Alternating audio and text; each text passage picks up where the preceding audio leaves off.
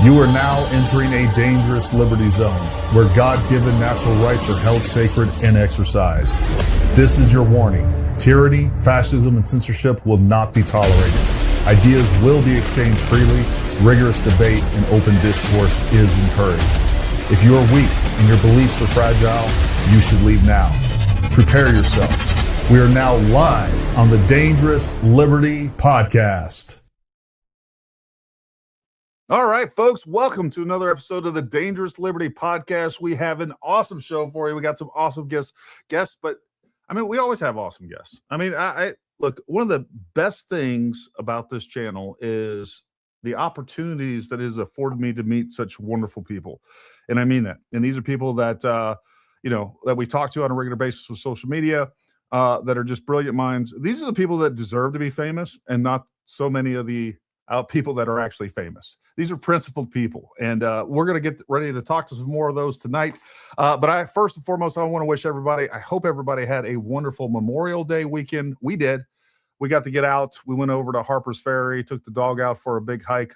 We've never went up to the Maryland Heights. I don't know if you guys know where Harper's Ferry is at, but there's this Maryland Heights trail that goes to an overlook, and we've never done that. We've been here. It's only like 40 minutes away from us.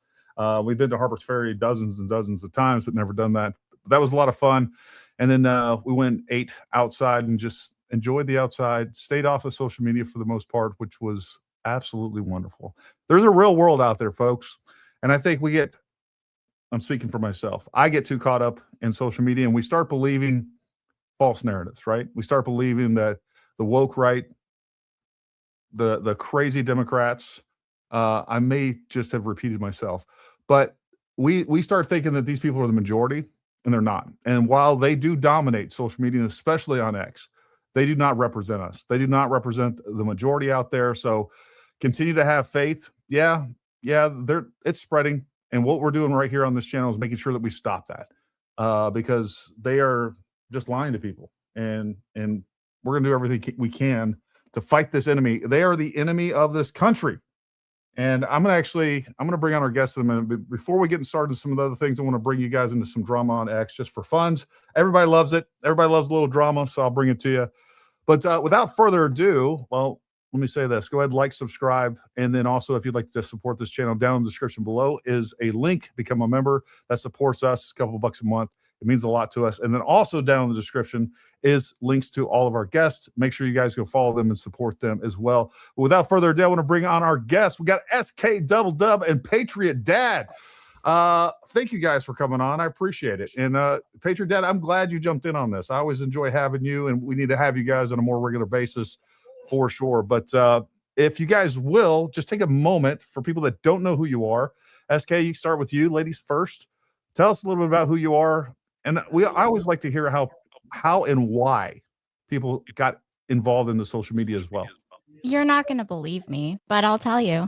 No, I had downloaded the TikTok app because my two older kids were like exclusively communicating with me in TikToks, and it got to where it wouldn't let me watch the videos without downloading the app. So I did. And then I deleted it after all the Trump, China is getting all your information, all that stuff. And then I re-downloaded it in like January of 2024, and I found Political Debate Lives. And I was like, where's this been my whole life? And I kind of got sucked into that. And then I was kind of I said, okay, God, use me, whatever it is you want me to be doing. And I'm here now. Well, I'm glad you are. That's you are a wonderful voice, in a voice of truth in a sea of lies. And I just appreciate what you're doing. I'm glad that, you and I have even talked both online and offline. Like you get nervous getting online. I get super nervous. This is not my favorite thing ever. I'm here against my will. I was joking about the door being locked from the outside. Patriot Dad actually was part of that as well. When it was time to turn my camera on, I was completely anonymous. And when it got to where I had to turn my camera on, Patriot Dad was like, no, you're going to do this. I was like, nah, I really don't think this is for me. I don't want to be famous. I don't want people to know who I am. I don't care about clicks and likes and follows. I don't care about any of that. And he's like, but you're supposed to be doing this. And I'm like, yeah, I know. No, so I just did. You are supposed to be doing this. And I'm glad that even when you don't want to, you turn that camera on because people want to see you. They want to hear you. And I think you bring a lot of sanity to everybody, and your voice is important, and don't ever underestimate that. Patriot Dad. What's up? Don't let SK fool you, folks. She is way too humble. She is by far the best researcher, natural researcher, probably on all of social media today. You've got those folks that do some incredible work with AI platforms and LLMs and all that kind of stuff, but there is nobody on these platforms that does the type of work that SK does, the deep dive into very important topics, and can literally dig out whatever we need her to find instantly. She's incredible. She really is the magic behind the Patriot Source podcast and the Patriot Source network. She's the one who brings all of the receipts, and then Nam and I just make total fools of ourselves. But Gary, thanks for allowing me to crash your party today. I know that I wasn't initially invited, but SK was like, "You need to join me tonight." And I'm like, "Fine, let's do it. Let's make it happen." So no, man, you guys, if you don't know, I'm telling you now, like, you guys always have a standing invitation anytime that you want to jump in. I don't care what I'm talking about. You all always have a open door to this program, and we enjoy having you on, and you do nothing but add to it exponentially. So I appreciate that. Real quick, I did want to show you guys a couple things, because this bugs me, and it's important for people to know about this. So I'm going to jump over here to X real quick, and let me see, make sure I'm actually streaming the right tab here. But we're going to go here, and I want to bring you to this real quick. Earlier, I was scrolling through, and we had, this was the first one. So we got Stu Peters here. He's saying Jared Kushner's life is in immediate danger due to an Iranian assassination threat against him being Jewish. For him being Jewish. They still haven't figured out this only makes us like Iran even more.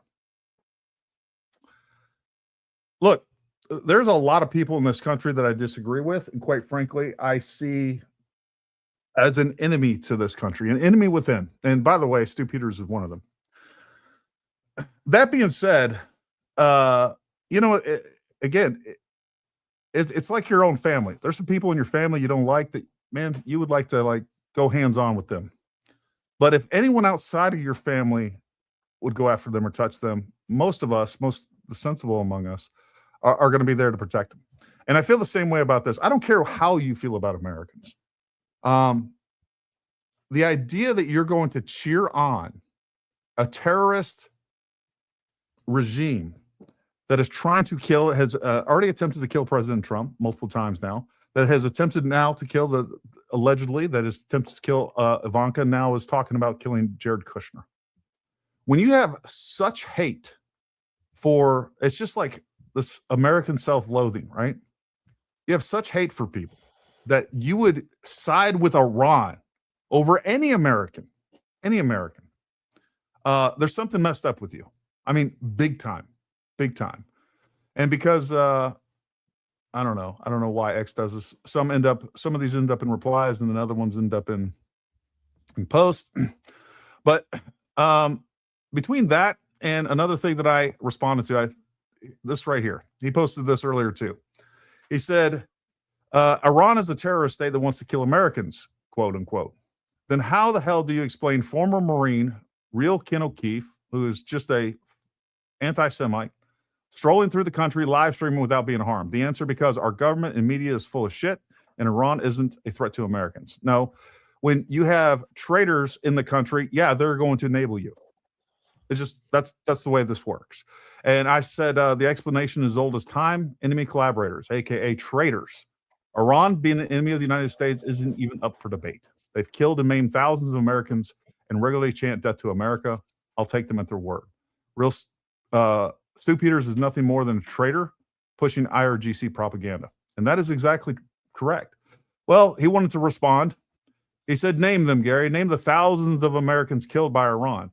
You can't, because 0 Americans have been directly killed by Iran. I mean, what a moron. What an absolute ignorant fool this guy is. Killed by Iranian state forces or agents in any confirmed large-scale sense outside of the 2026 open war phase. You're a liar and an Israeli propagandist. Well, no. All right, I got a perfect explanation for this idiot. So the amount of stupidity and self-loathing you insert into every discussion is astounding. I know you've never served anything other than yourself, but thousands of American servicemen and women were killed or wounded by Iranian EFPs and insurgents they smuggled into Iraq. Folks, that's just a fact. That's right. That is just a fact. And I watched them. My last tour in Iraq, 2008, 2009, me and my ODA was stationed on the border of Iraq. We were watching with air platforms, watching these people actually come in. Smuggling, we were intercepting EFPs left and right. We saw thousands of insurgents. Some of them we got, some of them we missed. But they were coming in. And like, this is a known fact. And over a 1,000, it's around 600 Americans were killed by EFPs. Well over 1,000 people that were wounded and or maimed and or killed. So there's that. And I said, I guess if that's not directly, then we're not directly killing the IRGC with the explosive we're delivering via ballistic missiles either.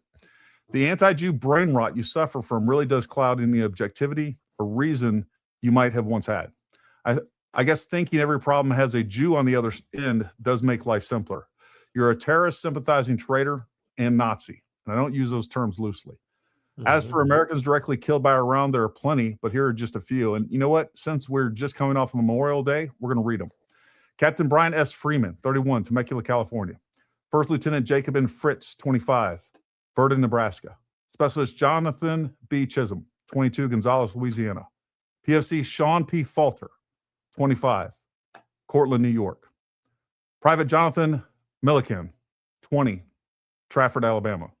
Just since this has started with Iran, all right, we also had Iranian drone and missile strikes that killed Captain Cody Cork, 35, Winter Haven, Florida. Sergeant First Class Noah Tygens, 42, Bellevue, Nebraska. Sergeant First Class Nicole M. Amore, 39. Declan J. Cody, 20, West Des Moines, Iowa. Jeffrey R. O'Brien, 45, Indianola, Waukee, Iowa. Chief Warrant Officer 3, Robert M. Marzan, 54. Folks, these are mothers, fathers, sons, daughters, brothers that have given their life for this country, that signed up to defend this country and the Constitution and everything that this country was founded on. And these people just turn this into some crazy thing. I mean, it pisses me off so much to sit there and try to say, you went to Iraq or Afghanistan because of Israel. Like, we didn't go anywhere to fight for any other country.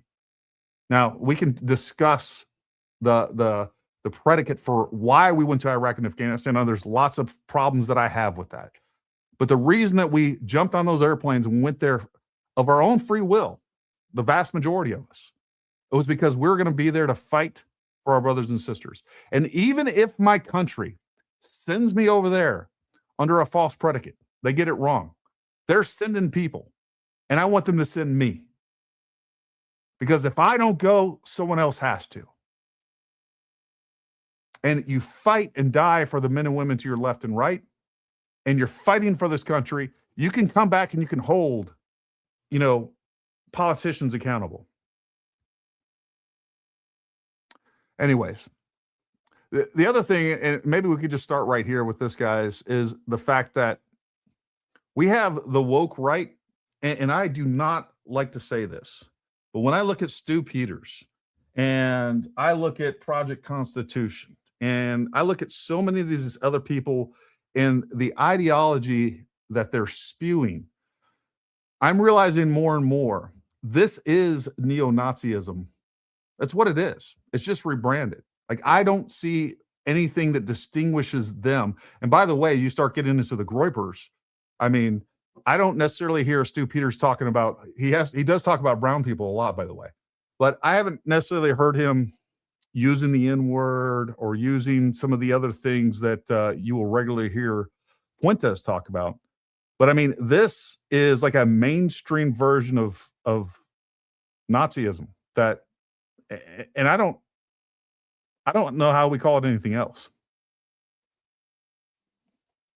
No, I mean, you're exactly Right. And as a matter of fact, I found myself in a little bit of hot water over the last week or so following the end of the Thomas Massey campaign, when I thought that reasonable people would understand that we don't want Nazis anywhere associated with the MAGA movement. We don't want Nazis anywhere associated with the Republican Party. We don't want Nazis anywhere at all. And yet simply making that declaration caused all of what I have come to refer to as the FAGA crowd, which is the fake ass. I'm sorry, am I allowed to use the A word on this show? The fake ass black pill wannabe America First crowd. That's who these people are. Yeah. They're fake ass black pill wannabe America First people. These are not MAGA. These are not conservatives. These are mostly not Republicans. They are, in many cases, radical leftists who've infiltrated our movement and our party with the sole objective of trying to splinter and destroy the MAGA movement, because they knew they couldn't do it from outside. They had to do it inside. And yet the backlash from the losertarians on just saying something that should be common sense, which is we don't want Nazis anywhere associated with our party, was very eye-opening over the last week or so. Defending it, arguing that, well, maybe it's okay that Thomas Massey is seen cuddling with somebody who wears a swastika iron cross in a video just a few months ago. You know what I mean? It's just, but we should have expected this because they foretold what they were going to do. I don't know if you guys remember, but I think last time we were on, we talked about how one of the things that SK uncovered directly following the assassination of Charlie Kirk was some Antifa blogs where they talked about this exact thing, about using Israel and the idea of hatred of Israel as a wedge issue to try to splinter the MAGA base. So we shouldn't be surprised that that's what we're seeing, because that's who they are. These people are leftists who've decided to try to infiltrate our movement and try to splinter it. And unfortunately for them, they're losing. Everywhere they try, they are losing. Yeah, and look, we see these different anti-American forces, entities, adversaries coming together, whether it's the jihadists, whether we're talking about China, Russia. Look, they're going to side with the woke right, and just something you touched on that I talked about the last episode is, we had all of these false narratives coming from the left during Trump's first term. We heard the Steele dossier, we heard he assaulted all these women, we heard that he was in bed with Russia. It was Russia. We had the entire mainstream media going against Trump in collusion and in coordination with the Democrats and the leftists in this country. And because it was coming from them, these were like, for most of us reasonable people, that sounded dumb. Like, we know that Trump's not in bed with Russia. We know that the Steele dossier and all the salacious nonsense that's in there, we understand that that's fake. And we saw them taking that and weaponizing that, and the DOJ being weaponized, the DOJ holdovers from the Obama administration being weaponized, James Comey, Clapper, all of these people working against Trump and trying to have a coup in our own country, within our own government, no less. And because it came from them, we were already weary of this. But the moment that those same exact, this Psyop, all they've done is copy and pasted right over here. But because it was coming from people, the same stupid tropes, the same stupid false narratives that just on their face are low IQ and ignorant to begin with, that people should spot from a mile away, because we have Tucker Carlson saying it, Candace Owens saying it, Nick Fuentes saying it, and whoever else. Like, this is Trojan horse theory right here. This is the tactic that's being used, and people buy into this, and they're going with it. They're like, oh my God, the sky's falling. It's there's $5 gas.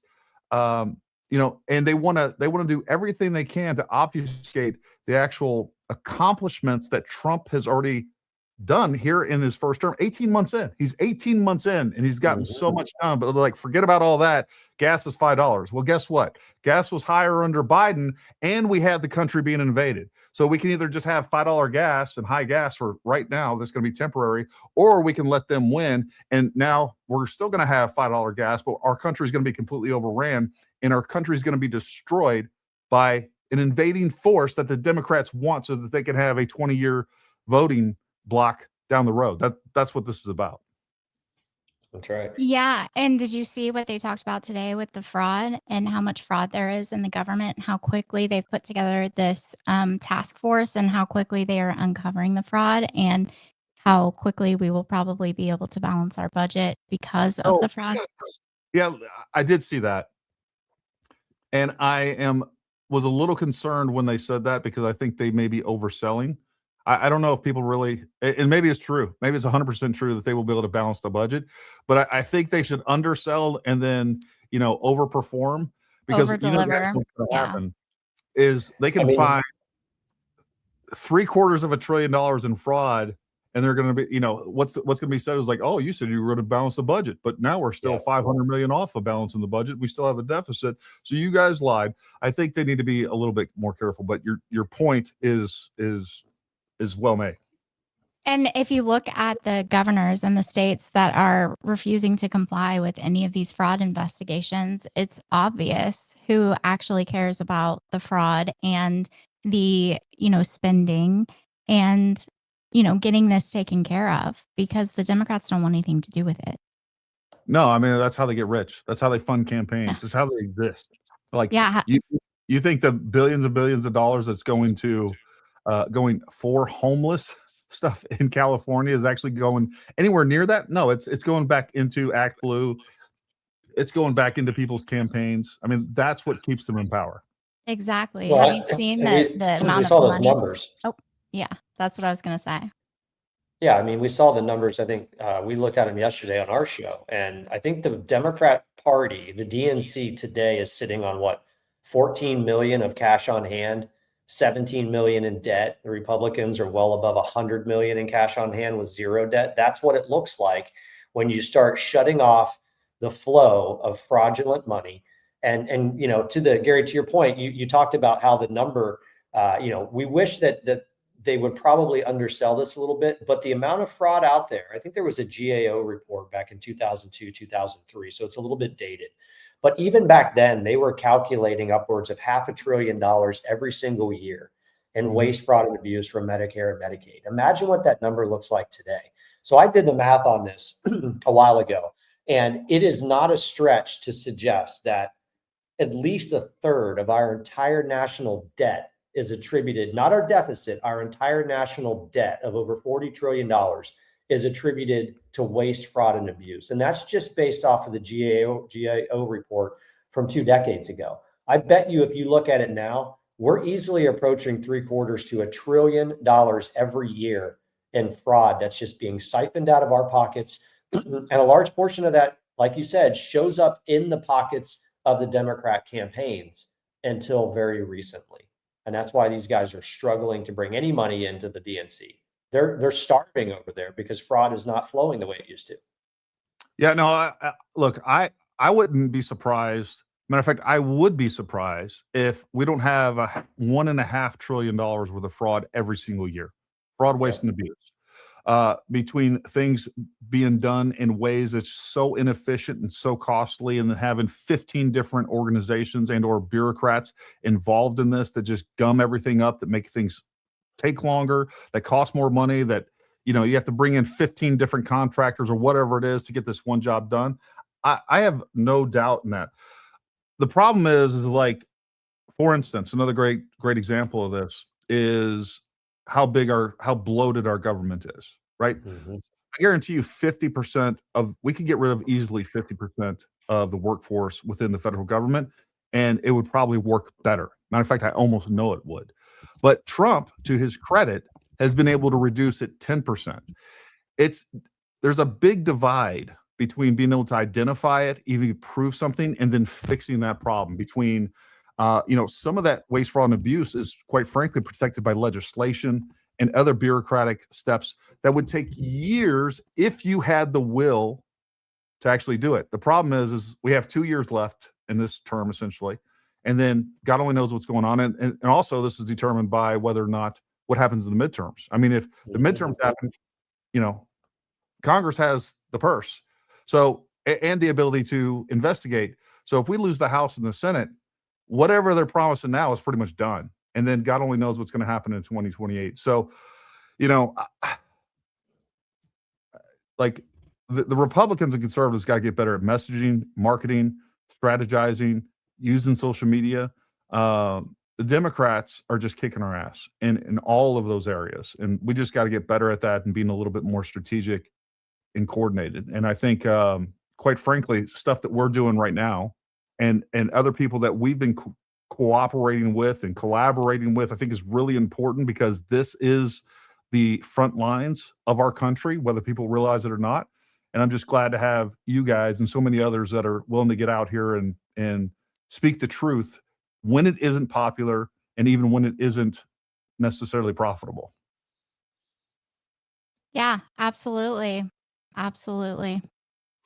Yeah, Gary, I just want to push back just a tad on something that you just said about Democrats are kicking our rear ends all over the place. I actually have a slightly different perspective. I don't think Democrats are kicking our butt at anything. Now, you can make a case that the psychological operations that are ongoing on social media are having an effect. But if you look at this round of primaries that are going on, MAGA is kicking everybody's ass all over the country, everywhere. I mean, you just saw Donald Trump won 37-0 last week in the primaries. He's getting ready to unseat John Cornyn. We saw Bill Cassidy get beat. We saw Brad Raffensperger down in Georgia place third in his gubernatorial primary. We just saw the Mitch McConnell protege in Kentucky get beat by Trump's endorsed candidate. So they're not winning the messaging war. What they're winning is the social media warfare today. But even that is not having the effect that I think they expected it to, and it's not going to last as long as they hoped. I mean, we talked about the impact of bots and sock puppets and all that kind of stuff. I think when you talk to people out on the street, and I've been doing a lot of that since my wife and I moved our family down to our Southern Command down here in coastal Alabama, I've been talking to people out on the street. They ain't buying it. When you mention Candace Owens, collectively eyes start to roll. When you mention Democrats, people are disgusted at what they're seeing in the Democrat Party. So I think one thing that we struggle with is we spend a lot of time on social media. So it's easy for us to live in this bubble where it's like, oh my gosh, these guys are beating us. That's all fake. That engagement is all fake, and it's not translating into actual votes cast, which are what matters. And honestly, I don't even buy the polling that I'm seeing about Democrats supposedly favored to take over the House and the Senate. I don't buy it for a second. I mean, we just saw Ed Galrain beat Thomas Massey by 10 points. 10 points. And now Kentucky 4 is not a bellwether county, but that just shows you that Donald Trump and the MAGA movement still have an enormous amount of power when it comes to retail election politics, that we're just getting fired up at this point. We are not going to sit back and let these people run away with the midterm. This is the most important midterm, I think, in any of our lives, because like you said, everything that Donald Trump ran on, that we voted for, that has been incredibly successful in just the last year and a half, comes to a screeching halt if we lose either the House or the Senate. We have to keep both. There's no doubt about it. Well, I don't buy the narrative that we're not. Yeah, we need to keep both, and then we actually need to gain some seats so that we have an actual majority. But to your point, going back to Kentucky 4, you're absolutely right, and these are the things that I've also said on this show many times. It's reality versus perception, and you are correct on that. And going back to Kentucky and Massey, I mean, we still have. It's always difficult to unseat a incumbent, and not only did they do that, they did that handily. So I think you're absolutely right, and I do want to keep people positive, but at the same time, like we can't we can't get complacent either, right? And I also agree that largely what they're doing on social media isn't effective, but if they dedicated a little bit more time and effort, they'd be winning by such larger margin, because that's what this is about, right? You don't have to demoralize by a large number to lose midterms. I mean, most of these seats are lost by a couple points. One are lost by a couple points.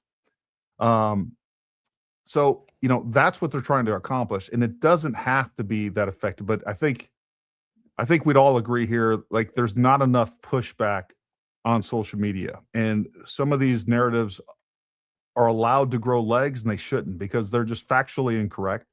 And that's what we're doing here. And I do wish that I don't know what that looks like, but I do wish the U.S. government would get involved with some of this fifth generational warfare. And maybe it's not conducted here, but maybe they need to start, because I also know that a lot of this stuff is coming from overseas. We see it. Like, some of these sock puppet accounts and bot accounts don't even hide it. They're like, Uzbekistan right in their profile. While they're pretending to be an American. They're like, oh yeah, I voted in every election. It's great. And I voted for Trump 47 times, but this time I've seen what a loser he actually is. And now I'm voting for, whoever. Those are the things that I think they need to get more aggressive on. And of course, X and these other social media platforms. But that's the thing, outside of X, and X gets a little weird too. But when we're looking at Google and Facebook, Meta, these are not friends of America. These are not friends of the Constitution. These are hardcore leftists that, again, I think it's baked into the algorithm and everything that they do, that it is meant to suppress the conservative voice. And I think something needs to be done about that. I'd love to hear SK talk about this a little bit, because I know that she's been working very hard in the background to provide as much information as possible to people who need to have it about who some of these networks of these foreign NGOs and the foreign money flowing into the country and how that money is being used. I know that she's been involved in unearthing a lot of that. I think the answer, honestly, is that those names, those organizations, those people who are being funded by these foreign adversaries. I mean, we're hearing now that Turkey, who is supposed to be an ally of ours through NATO, is deeply involved in funding a lot of the foreign psychological operations that are taking place on X right now. Yeah. That information has to come, and I think it will. And I think my perspective is that it'll go a long way for people to be able to see the names and trace the money that's flowing into many of the larger accounts that have been gaslighting the crap out of the American people for the last 9 months or longer. And once those names and that money trail is made available, I think it's a game changer. I think it changes everything in the body politics, which is why I think maybe they're holding on to it. And that information is not ready to be shared yet, because it has to have the maximum possible impact. Yeah, and it also, if they reveal that information too early, they're showing their hand, and they may not get all the information that they need. It's just like the same reason that we don't reveal sources and methods. And by the way, once you reveal the information that you've gotten on this, you have essentially revealed your sources and methods. What's your thoughts on that, SK? You're muted, SK. My mouse died. I clicked it, but my mouse died, because why would it not, right? Mm-hmm.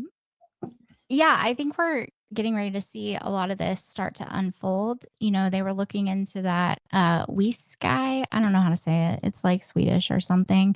Yeah, that guy.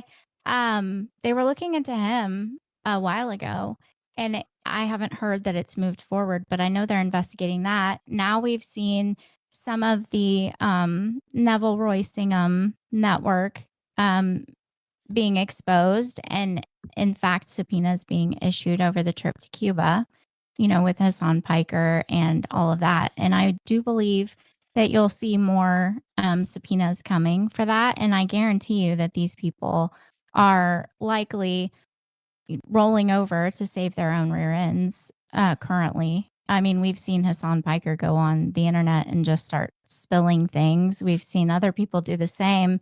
So I think they're going to do whatever they can to get themselves out of trouble. And we know Congress has been investigating these people for a long time. That hearing in Congress over the foreign funding of NGOs, nobody paid any attention to that hearing. And it was probably one of the most informational, like publicly discussed, sharing information, and so revealing, because a lot of the questions that were asked of the witnesses revealed the fact that we have NGOs in this country that could be 100% foreign funded and no one would know because there is no reporting for that. There is no box on the IRS form that they fill out that says, oh yeah, well, this money came from this foreign government. They literally in that hearing were asked, so are you saying that Xi Jinping himself could be 100% funding an NGO in the United States that's then paying, politicians or content creators or whoever in order to, don't do that, in order to, now I can't concentrate. I'm She telling you, hates I the hate big this. screen. I hate it. I tried told to do it Patriot to her Dad, once, and she's like, "Don't do that." I said I will stop talking. No, but he said, Xi Jinping himself could be completely 100% funding an NGO in the United States that's paying these people. And, there's no one would know about it. No one would have any idea. So they've already made changes and they're adding a box to the IRS form that will allow the IRS to then look deeper into these NGOs. But you have one of the Soros guys. I can't remember the organization he's with. I could look it up.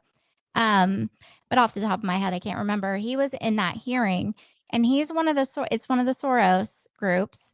And he flat out answered them that they do not receive foreign funding. And towards the end of the meeting, one of the congressmen said, so are you going to state again under oath on the record that this organization does not receive any foreign funding? And he was like, no, we do not. And they were like, well, what about this person and this person and this person, including that Swedish guy? And he was like, well, that's not a foreign NGO. That is an American NGO. And they're like, but it's 100% funded by this guy that's foreign. And he was like, but it's an American NGO. We don't take foreign money. That's the way they think about it. Yeah, no, I was going to make that distinction too. There's plenty of most of these NGOs are American. And by the way, there are foreign NGOs that operate in this country that are openly foreign NGOs. But there are American NGOs that are taking all of their money from foreign entities. And because they're not lobbying Congress, they don't have to register with FARA. And you kind of touched on something that I want to bring to everybody's attention. We talk about George Soros a lot, and that's great because he's a real problem. He's a billionaire. Him and his son are funding all of these anti-American establishments, think tanks, NGOs, you name it.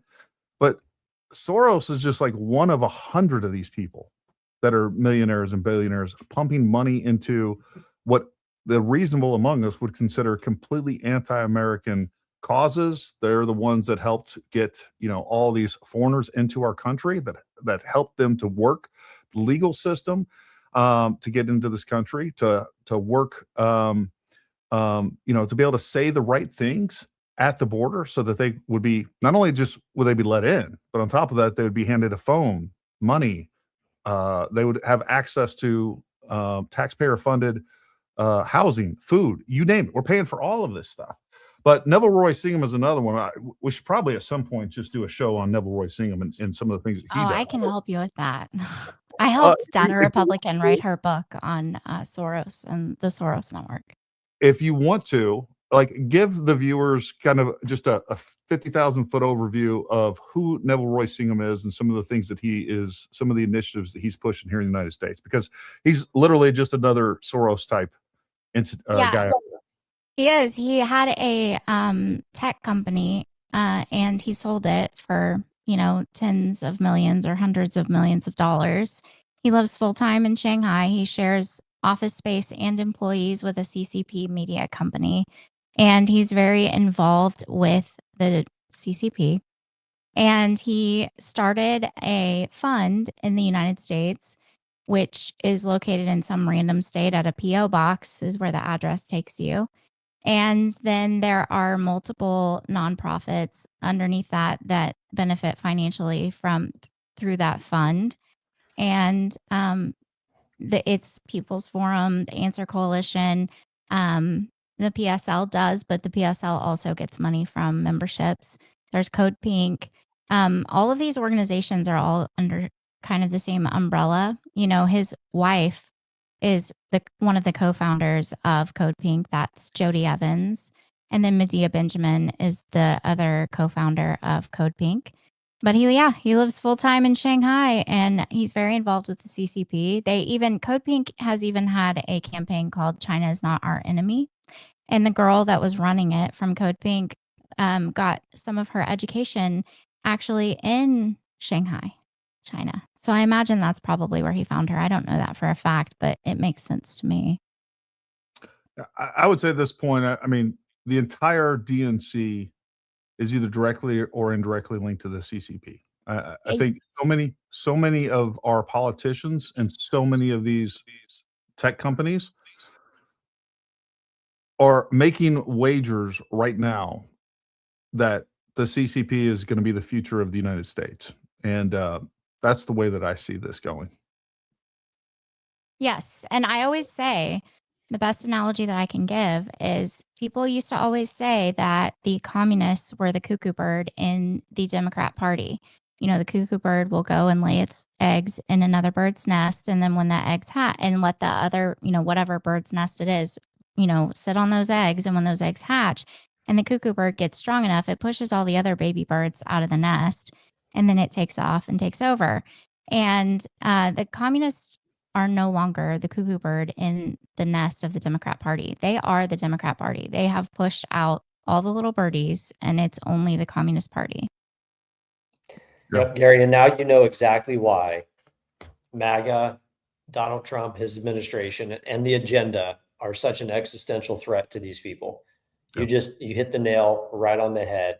They had designs and plans to move the center of global finance and economics from the United States to China. I mean, if you listen to people like Larry Fink, who was the head of BlackRock, who's now the head of the World Economic Forum, they openly talk about how they prefer command and control style markets like exist in China. And that is the place that the globalist system was planning over time to shift the entire center of finance and economics to.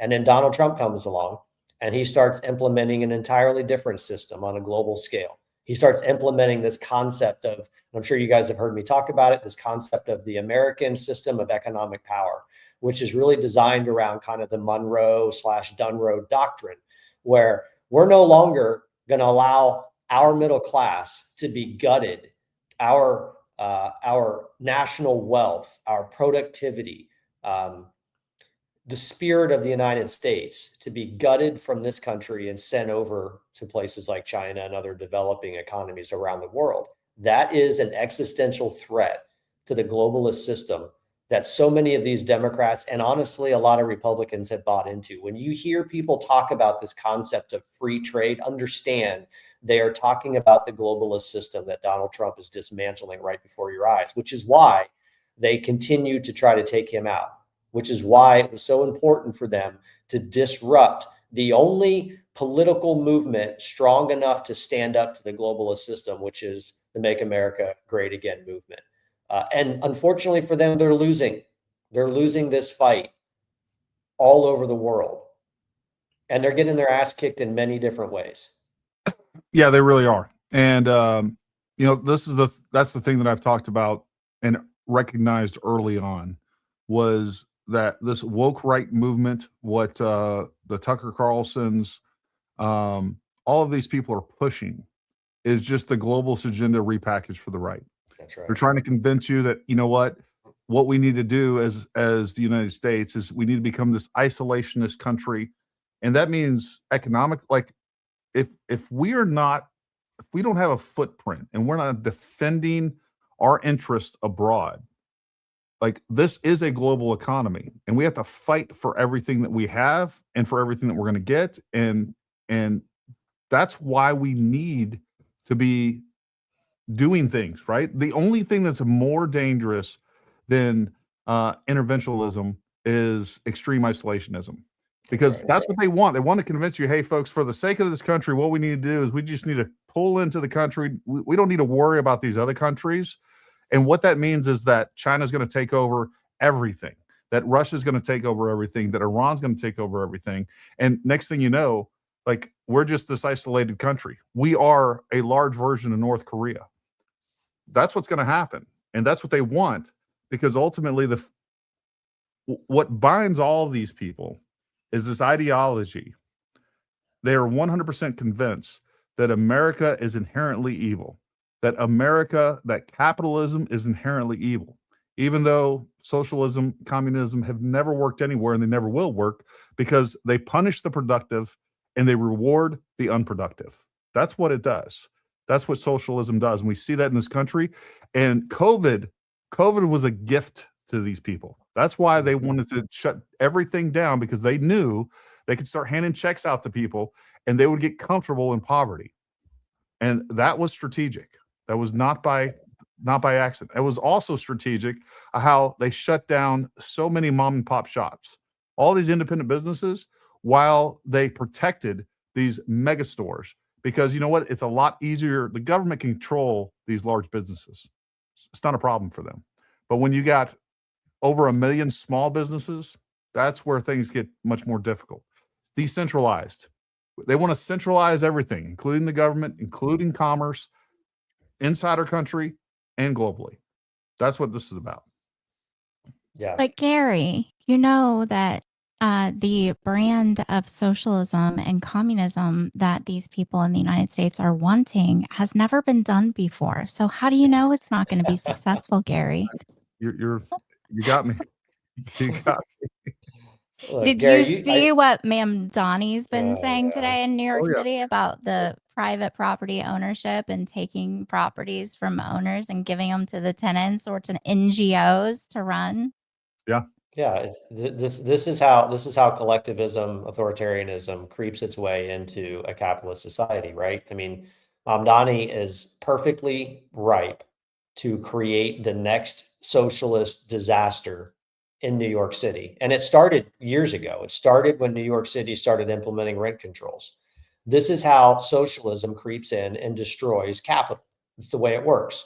So they start implementing rent controls, which squeezes the profit motive and the profit margin of the owner of that real estate, who then is unable to invest in the property the way they need to maintain it. And then the next thing you know, you've got a smooth talking, split tongued actual socialist show up in politics who just says, well, we're just going to take it from him. We're going to give it to you to manage. But you'll notice that the people that they give it to are his friends at the nonprofit organizations, the people who lined his pockets, who helped fund his campaign to help him into that position.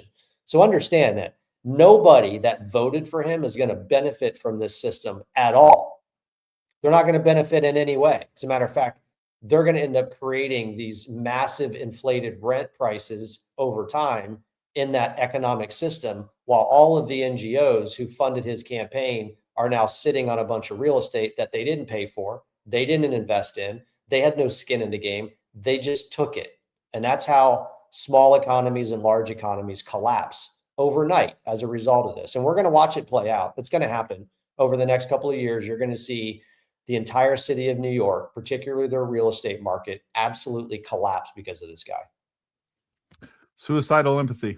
I'm getting ready to order that book from Gad Saad, but that's what this comes down to. And that's how they convince you, look, whether it's propaganda, whether it's Candace Owens, Baron Coleman, or whoever it is, or politicians.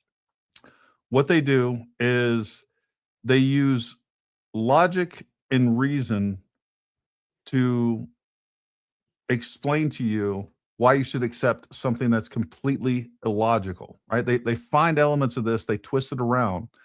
And you know, one of the things I always go back to is how Candace is always saying, "Oh, you want me to believe that it's, you know, some furry gay guy that scaled the roof like Spider-Man." You know, they start off with these straw man arguments, and they use that to explain why the reasonable is unreasonable, It's like this. I don't know. Have you guys ever listened to some of these arguments from flat earthers? Yeah.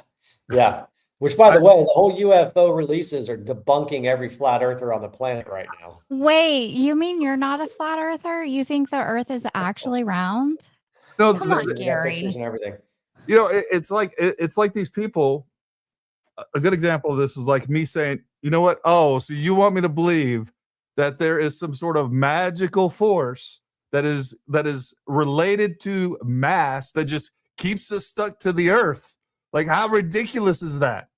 That's why the earth actually has to be flat. Like, you can come up with these somewhat, they can use reason to convince you of the most unreasonable, the most illogical, the dumbest things on the planet, because people are ignorant, right? It's like I can make the most reasonable thing sound unreasonable, and vice versa, if the right language is used. And that's how it's socialism. That's how they sell socialism.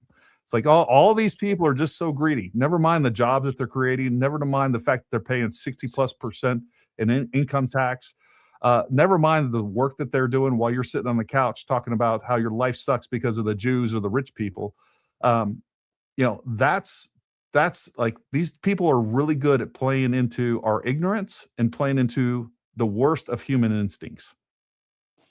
Yeah, what I have yet to have explained to me in a way that makes any sense at all is, where does the sun go? Where does the moon go? If the earth is flat, where does it go at nighttime?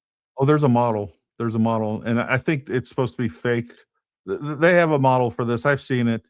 Oh, is it like They- a hologram that's like projected onto like the ceiling? Something, it's just so dumb. And what's hilarious, I don't know if you guys have seen this. Like, I remember watching this, these people, they set up a test to prove that the earth was flat, right? So they shot a laser down this long canal, and they're like, okay, if the earth is round, once they get X amount of freaking yards or miles away, like, we're gonna see the laser where it's hitting on this board that we have in this boat. It's gonna go down. If the earth is flat, they got a hole, it's just gonna continue to go through that hole. Well, they get down there, and I mean, my God, exactly where they said if the earth was round, that laser would hit was exactly where it was hitting. But somehow they figured out that they had screwed up the experiment, and the earth was still flat, even though, as predicted, it indicated that the earth was round. Isn't it like, how many miles is it? It's like, because like when you're out on the ocean or whatever, like, it starts to disappear because of the curvature of the earth. Is it like 12 miles or 16 It's miles, something or like is that, it but closer than that? obviously, as you start to go down, you can still see the boat. For instance, as you see the boats going out there, it's getting smaller and smaller because obviously it's getting further away. But even though you can't necessarily tell, it is starting to go over that, and it takes a much longer time for it to actually go over the horizon, right? So that's the difference. So, but if you were able to shoot a laser from land exactly at one spot in the boat, you would actually start to see that laser, where that laser is impacting, would actually continue to, the point of impact would actually rise, because on the boat, or whatever target that you're shooting, because the boat itself is getting lower and lower as it's going over the curvature of the earth. Does that make sense? Yep, it does. It absolutely does. Well, that's good to know that you're not a flat earther. Well, it's like someone in the comments just said, I'm either too smart or too dumb to understand flat earth ideology. That's what I say. I always tell sure. people, when people are flat earthers, I'm like, look, I'm not smart enough to understand the flat earth. I don't get it. But I think, to your point, I mean, you're spot on, right? It's like the ability to influence large swaths of public perception through total crap slop is mind numbing at this point. Yeah. And I really do think it's a testament to the failures of our public education system, where people are just willing to accept the narrative that makes them feel the best about the world that they've been living in. But we just need some critical thinking here, folks, across the board. It's like, when you have a bunch of fake ass black pill wannabe America First people sounding an awful lot like globalists, defending enemies of the United States, creating content that sounds like it was written by the Gayatollahs and the IRGC, it's probably because they are. I mean, Occam's razor here is pretty simple. It's the most obvious answer is probably the right one. These people are not friends of this country, and what they are doing is intentionally trying to destroy the United States, and they're doing it from every possible angle. They're doing it through the NGOs. They're doing it through psychological operations. They're doing it through protests in the streets. I mean, we go from one operation to the next operation almost exactly. When one wraps up, another one ends. I mean, we just saw, you'll notice that Thomas Massey's bot armies have just disappeared from social media, and then boom, suddenly you've got anti-ICE protests showing up in New Jersey again, and then tomorrow it'll be the next thing, and then the day after that it'll be the next thing. It's all a psychological operation with one purpose. It's to try to stop the total reorganization of the global order that Donald Trump has been engaging in and has been wildly successful at implementing, wildly successful. And because people are so busy talking about Candace Owens and her demon cult of crazy people, nobody's focusing on the fact that our military and our strategic initiatives have literally gained access or operational control, or at least security input into every major critical choke point throughout the world where energy flows.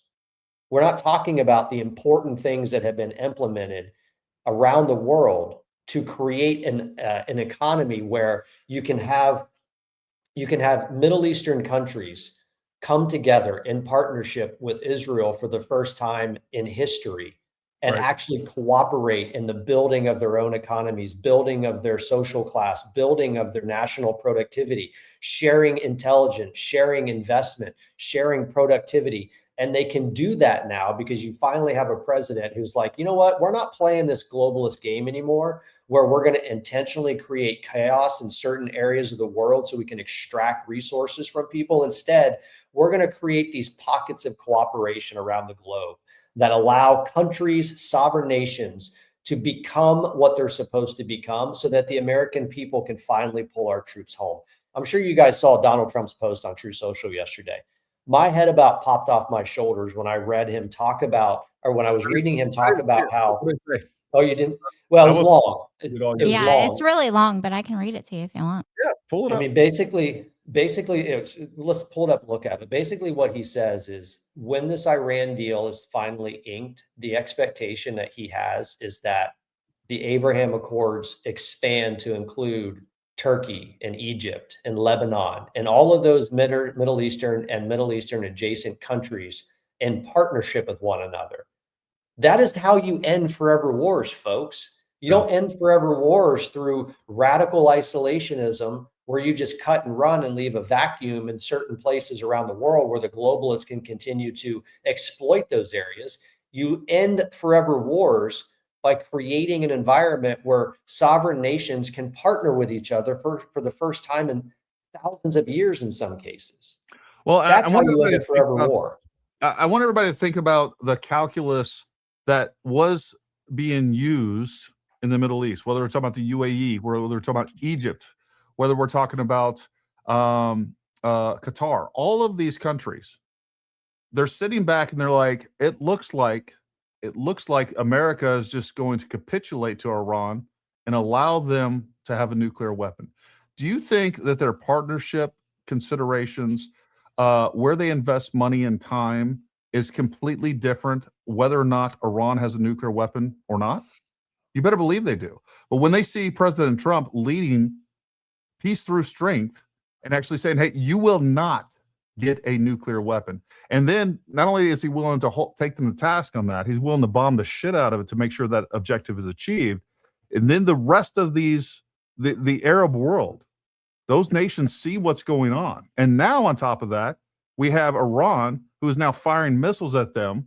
And we have projected, hey, you know what? This is not going to happen. It completely realigns the entire Middle East. It completely realigns their relationship with the United States. And I also love the fact that while this is going on, we're actually being smart for a change, and we are exploiting some of this chaos. And the United States has actually increased its energy exports. They're going through the roof because it's like, hey, you know what? You can either go with Iran, which, by the way, we're probably going to bomb off the map, and they're definitely not going to have a nuclear weapon, and they're not going to have control of the Strait of Hormuz. Or you can go with our energy sources that's probably cheaper, easier, cleaner for the environment and everything else. And by the way, it's a good economic feature for the United States and the United States citizens.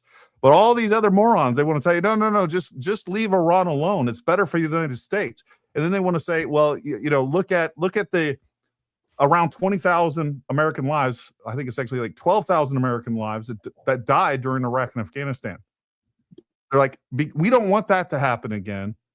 We don't want that. And it's so important, folks, that, you know what, you shouldn't vote Republican in midterms. What they're not telling you is that just on the reduction of opioid deaths in the United States, this year it has dropped by like 40,000 compared to last year. And there was a huge reduction of that, or at least 40,000 over what was happening under Biden. So Donald Trump's policies are saving at minimum 40,000 people's lives per year. And a lot of it has to do with the fact that we've closed the border. Never mind that crime rate's down. Never mind that homicide is lower than it's ever been. Never mind that we have net negative migration for the first time in over 60 years. Like, the amount of good things that aren't being talked about, and this goes back to a little bit about messaging. Like, Donald Trump should be out there and having people out there talk about this every single day.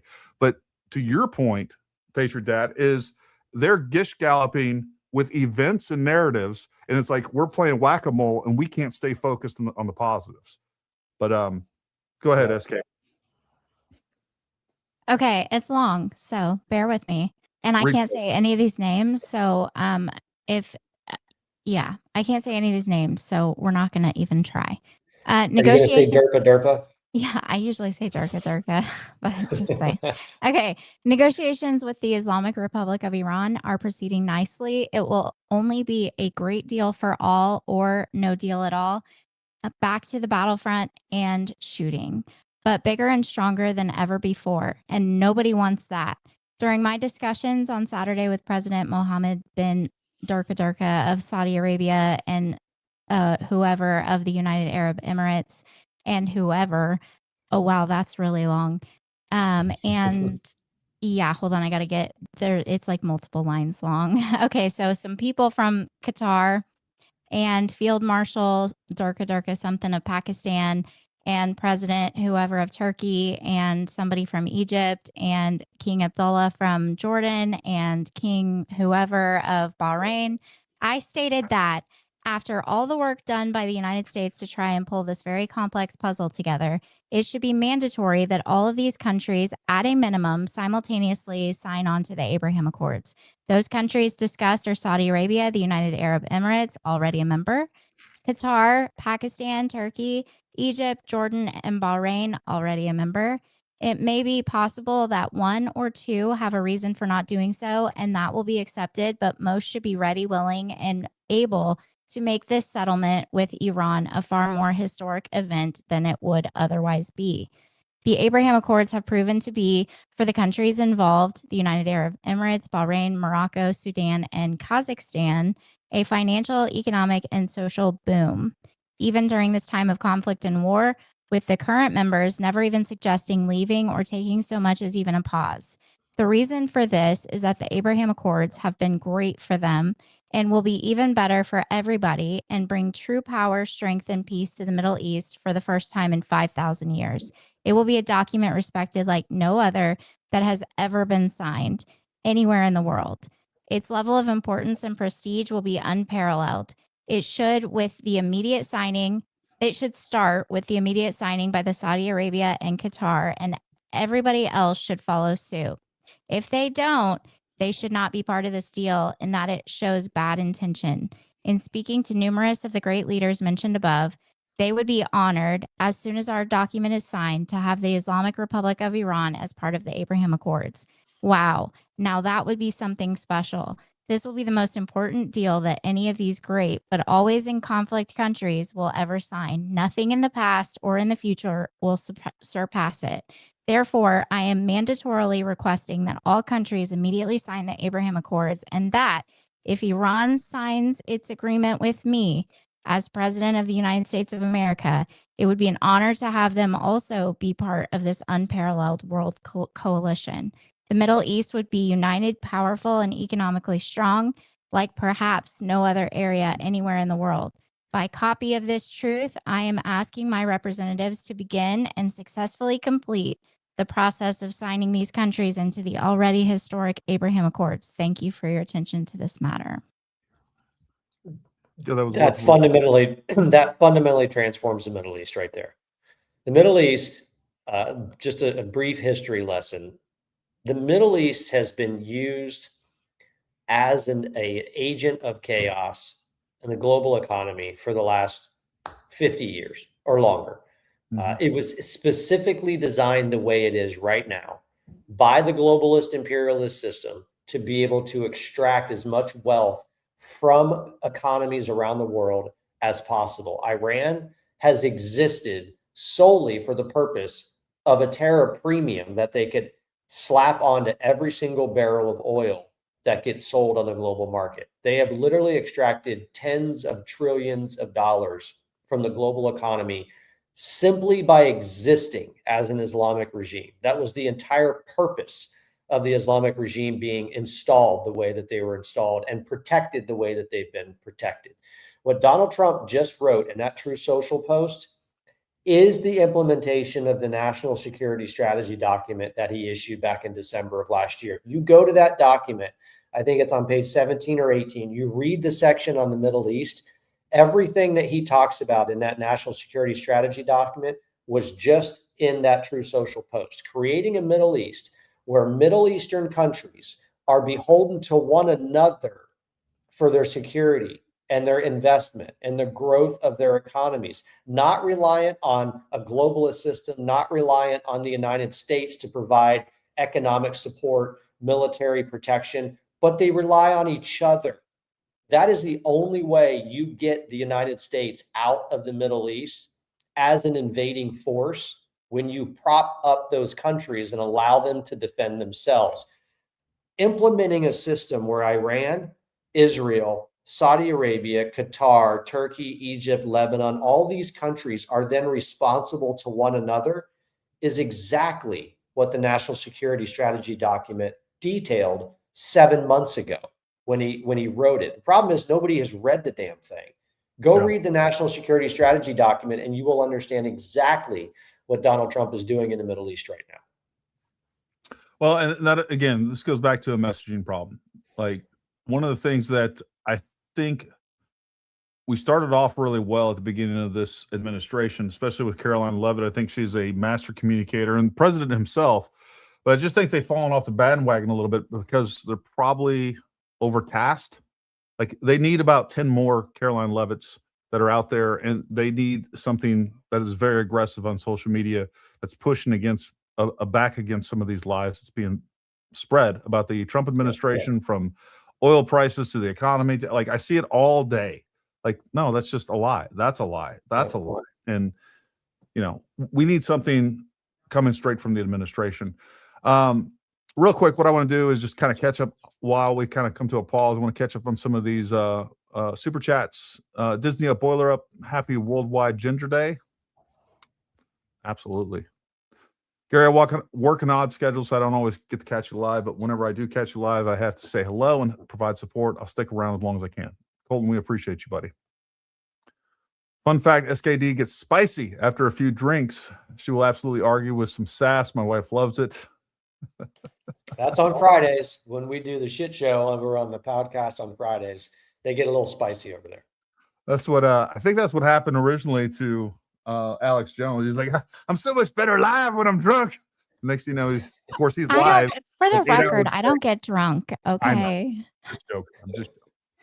Well, they've always got me to rein them in. So unless I'm not there, and then it's the unsupervised version of the shit show, which is even worse. Which is way better. You know what? We always enjoy Project Constitution jumping in here. I mean, just always enjoy Project Constipation. Yeah. Project Constipation. I take one Gary over 10 Tuckers when it came down to it. Tucker, the type that will turn tail and run. Yeah. So can we just say real quick that if you wanted a preview into whether or not Thomas Massey was going to lose his election, you should have known the minute he went to go kissed the ring of Tucker Carlson and did that interview right before the election. I think Tucker Carlson is like, what, 0 for 12 in endorsements right now. Anytime a candidate goes and does an interview with Tucker Carlson right before a primary race, they lose. To echo what Patriot Dad earlier said, Tucker's the fag leader. It all begun when the demon getting up in I heard he's saving the sheep for Tucker Carlson. I'm not convinced. I am convinced that he might have mistaken a demon for a Candace sleepover. What's this blue MAGA BS I heard today? Thieves in every way. I don't know. Do you guys heard anything about a blue MAGA BS? I haven't, but it sounds an awful lot like FAGA. Fake ass black pill wannabe America First people who are really just a bunch of globalists cloaked in Republican attire. Yeah, I think going back to what you're saying too, it's like everything the black pillars have told you, everything they predict.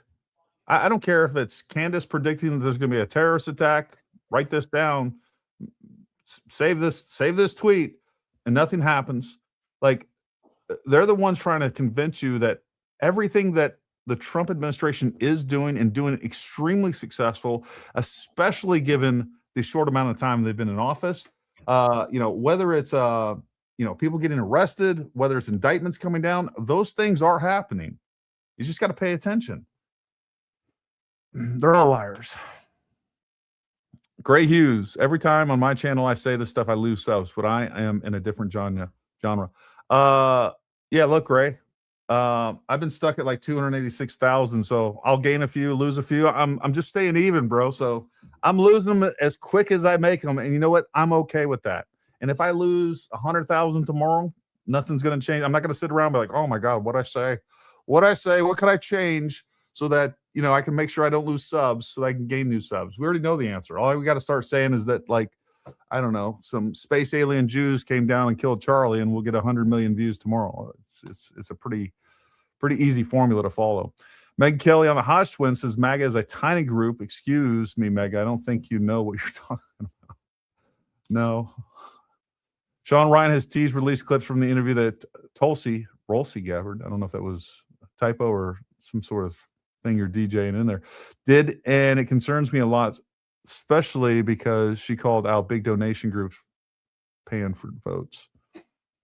Well, we'll see what speaking of the woke right, Sean Ryan, it's a real shame. It's a real shame for all these people, right? They actually have significant platforms, but this goes back to what we were saying before. It's like, don't we see what's happening when you are whether it's George Soros, all of these different groups, foreign influence, whatever it is, they had the mainstream media completely captured, and they would say and do whatever they wanted to say and do. Once faith in them was lost and the mainstream media is no longer effective, and now everybody's turning to social media for answers, what do you think our enemies do? They're like, oh, well, we infiltrated MSM. We had that controlled. We were controlling narratives through there. We were forming narratives through there. We were pushing false narratives through there. They're no longer buying that. What do we need to do? All we got to do is redirect fire to his social media. And now they're doing the exact same thing that they were doing in mainstream media. Now it's in social media. It's obvious to anybody that's paying attention, but people are so caught up in the government lied to me. Now, whatever the government says, I'm going to do the opposite, even if it doesn't make sense, even if against my best interest, even if you have to say that your eyes are lying to you, I'm going to do that. So that's where we're at. What concerns me even more after my last comment is how Tulsi Gabbard described how Congress members treat service members in Secret Service. I didn't hear great stories. Yeah, look, for the most part, especially on the left, they've never respected our servicemen and women. They never have. And the left doesn't. And now I see the exact same thing on the right. Now I see it in my comments all the time. Like, oh, you were just some stooge of the government. You went over and fought because you're an idiot. And I don't care if you call me an idiot. But let me tell you something.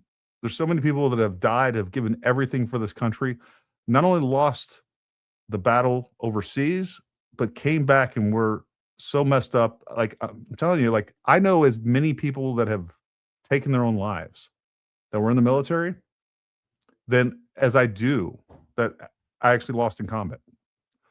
And it's wild. Just so everyone is aware, I saw the Tulsi Gabbard clips in the Sean Ryan Clips channel. Odd that it's all new stuff not long after she resigns. Look, I've had suspicions, and I think a lot of people have had of Tulsi Gabbard for a really long time. I've said this before, I'll say it again, it's really important, is when we go back to the Joe Kent saga and everything that happened around that, for that to have all taken place, and the idea that Tulsi wasn't fully aware of what Joe Kent was doing, that's not possible. So while I do think, and I want to commend Tulsi for resigning honorably, professionally, I pray for her and her family and her husband that has cancer. I'm not 100% convinced that's why she resigned, but she did things the right way. And even if she disagreed with Trump, she was hired by Trump, and she did the job, as far as I can tell, professionally. If it comes out that, you know, she was undermining him the entire time, that's a whole nother story. But so far, we don't have any evidence of that. And if there is evidence of that, I'm sure it will come out, and we'll address it then. But for now, she's good in my book. Yeah, can I real quick? I think we need to be prepared for the very real possibility that Tulsi Gabbard is planning to run in the 2028 presidential election. Whether she runs as an independent, Republican, Democrat, I don't know.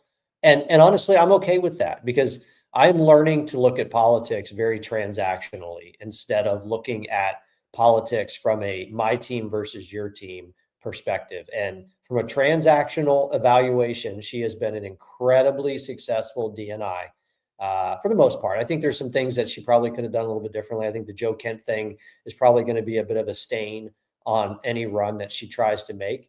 But I wouldn't put it past her as a political animal to be holding things back that she can talk about or use to prop herself up as a potential presidential candidate in this next election cycle. And, you know, you have to expect that. But transactionally, I think she's done a great job.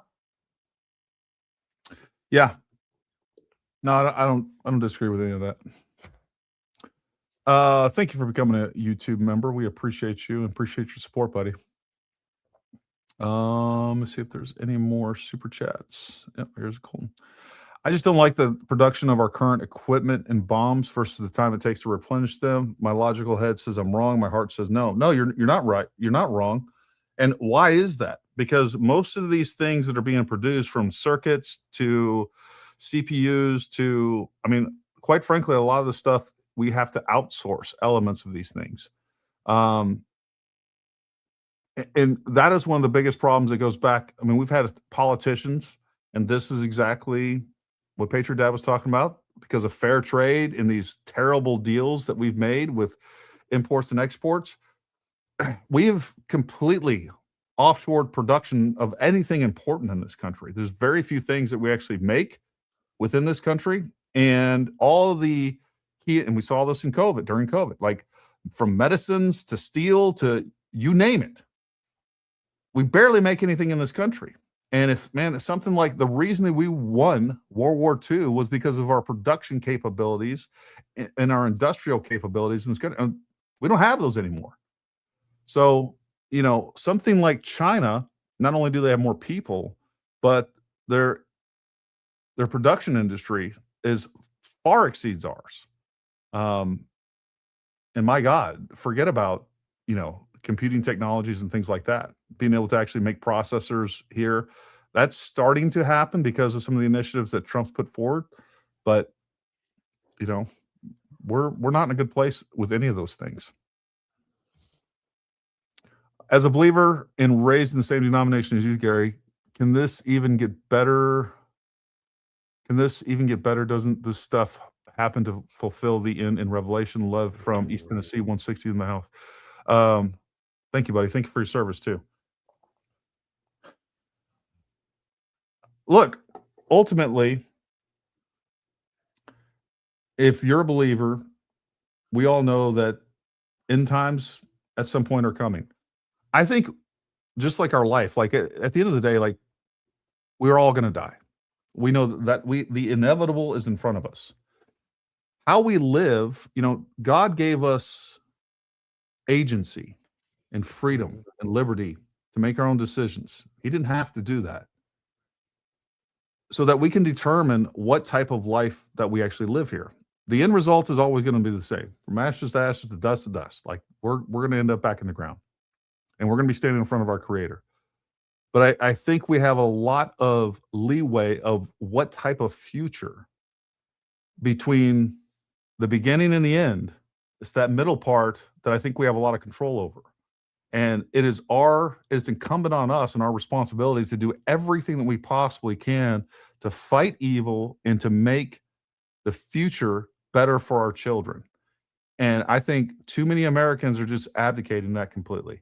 They're like, you know what? The government knows best. I'm going to stick my kid in daycare. They're going to teach him or her, everything I want them to know.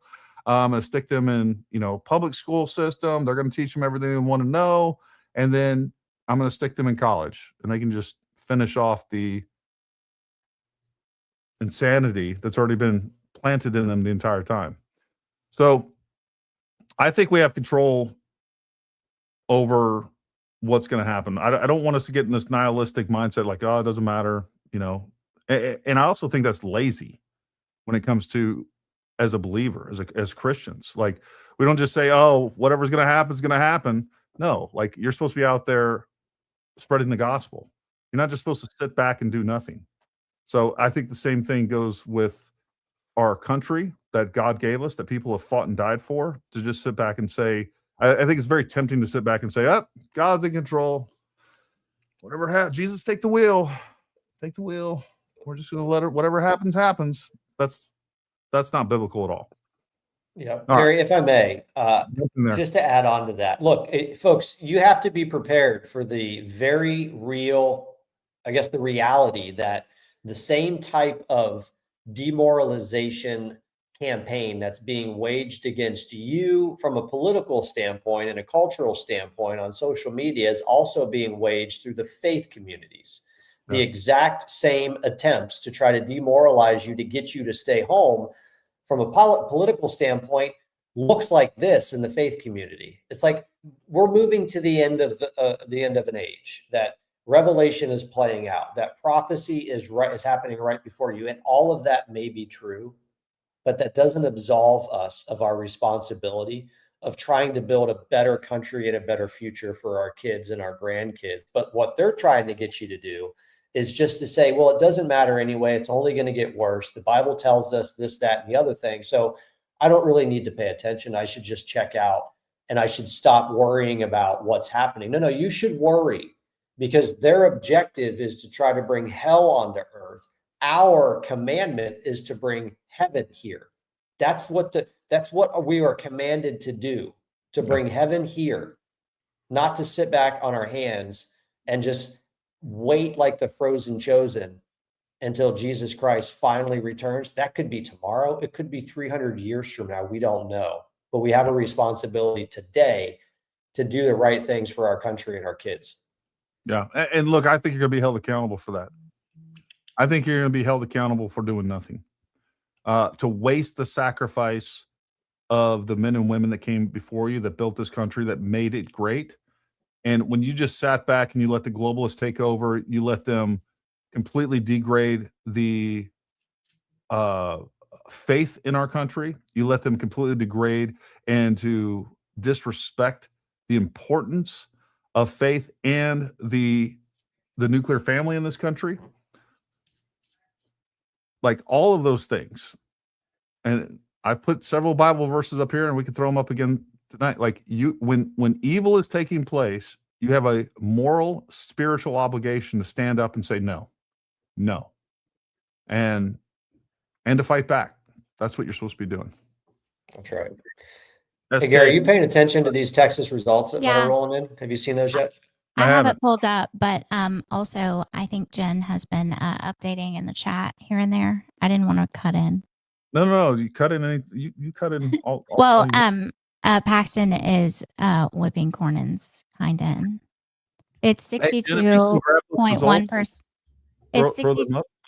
Yeah, it's 62.1%.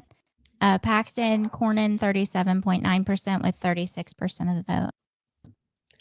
So this is going to be a really hard result for the fake ass Black Pill America First crowd to swallow. So they really struggled with the reality that MAGA kicked their rear end in the Thomas Massie race. And their response was, well, the Uniparty won.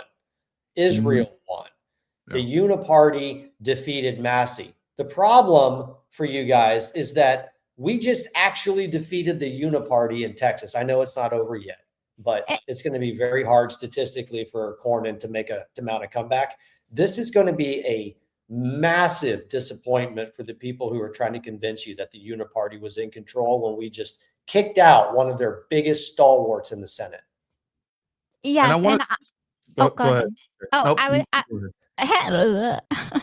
I think beyond that, I think it's very important to remember that Paxton offered to drop out of the race if Cornyn would do what he needed to do in order to make sure that the SAVE Act was passed. He offered that. And what he did by doing so is exposing all of the Republicans, to be honest, but for sure Cornyn, because he didn't do anything. He didn't step up. He didn't do anything. And now look, Cornyn is about to kick him out of office.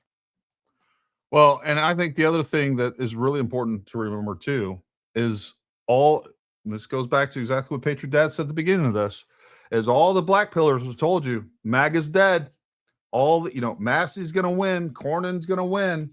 We got this covered. We want to create the perception that MAGA is through, that you're getting slaughtered left and right. And they created that perception and they had me worried. All right. And I bet, maybe Patriot Dad was a little bit more optimistic than I was, but I was worried too. What I told everybody was like, hey, you know what? The midterms is going to be, it's going to tell us how effective or not. Like I kept going back and forth. Is this real? Is this perception? Because man, they're convincing. They just tell lies and they try to convince everybody and have these, like when someone throws up a poll on X, when it's like mainly the people that follow you and in your little, and we all have our own little echo chambers, and that's who's voting the poll. They're like, look, this is proof. Look, 80% of the people out there think that Israel's the number one threat in the world. No, it's 80% of your moron followers that voted in that dumb thing. And bots. Those things get botted all the time.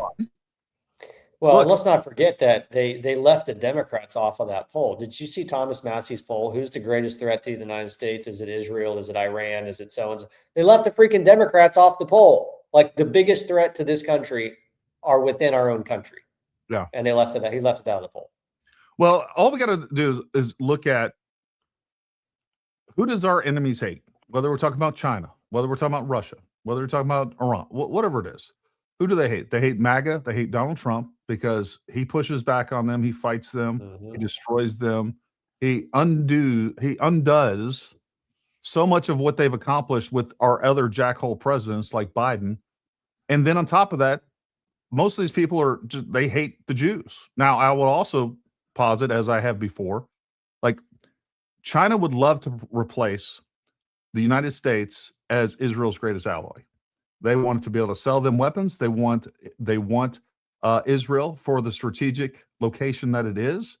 They want that location. So yeah, they're going to help drum up any sort of anti-Semitism and anything that will help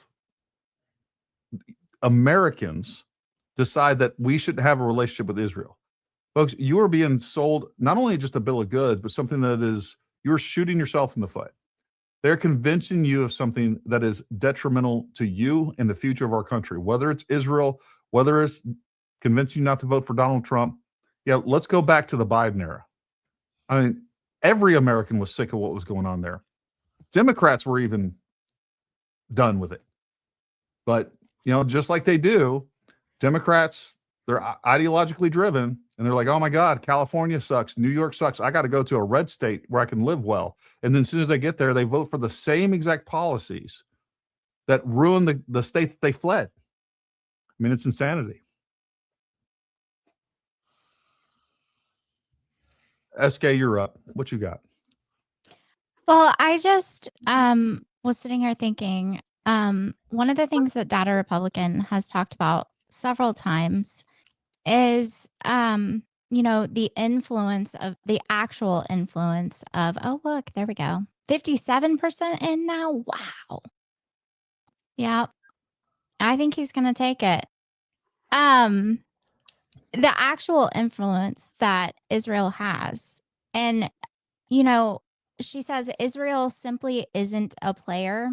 Yes, many impactful policymakers are Jewish, but Jewish isn't Israel. Israel is just a tiny, basically nobody country that has outsized impact in the US of extreme religious significance to Muslims. Muslim nations also happen to be by far the most powerful UN voting bloc and thus arguably the most powerful global faction in the world. So if the UN has to pass anything, they have to get approval from Muslims, which makes Israel a disproportionate target for Muslims. As a result, literally billions upon billions of dollars are being spent by Muslim nations to condition everyone into thinking Israel has some sort of influence. And that's why news media about Israel dropping a few million on influencers dominate everything. But you have Qatar spending billions and billions in influence and it passes by in silence. Yeah. I just think that that's important for people to understand. You're talking, people are always pointing at Israel or Jewish people. You're talking about 0.2% of the world population is Jewish. But look at the population of Muslims. You know what I mean? Yeah.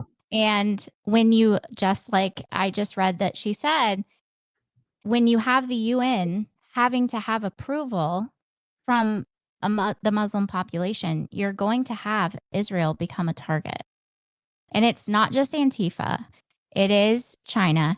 It is Iran. It is Venezuela. It is Cuba. It is Russia. And they're all working together for the cartels, Iran's proxies. They're all working together for the same purpose. Yeah. And but if Donald Trump is successful in his national security strategy aspirations, then those are the types of standard post-World War II, Cold War, globalist initiated conflicts and struggles that he's resetting. And that's the thing that we should be focusing on. We should be focusing, at least in the narratives that we are talking about over the next couple of months between now and the midterm, on what is it that he's trying to create instead of war. And SK, you're so right about those parties and those players that are that are coming into this situation and trying to disrupt things.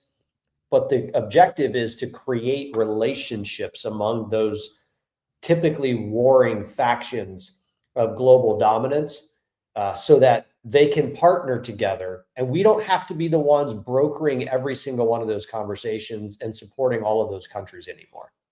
Right. I was just talking about the push to blame Israel for everything that's going on right now. I mean, that is not without purpose. Just like it was strategic for Donald Trump to do what he did in Venezuela, because Venezuela owes so much money to China. You have the Belt and Road Initiative. I mean, China was basically taking over all of Venezuela. They had control of, I think, almost all of the ports.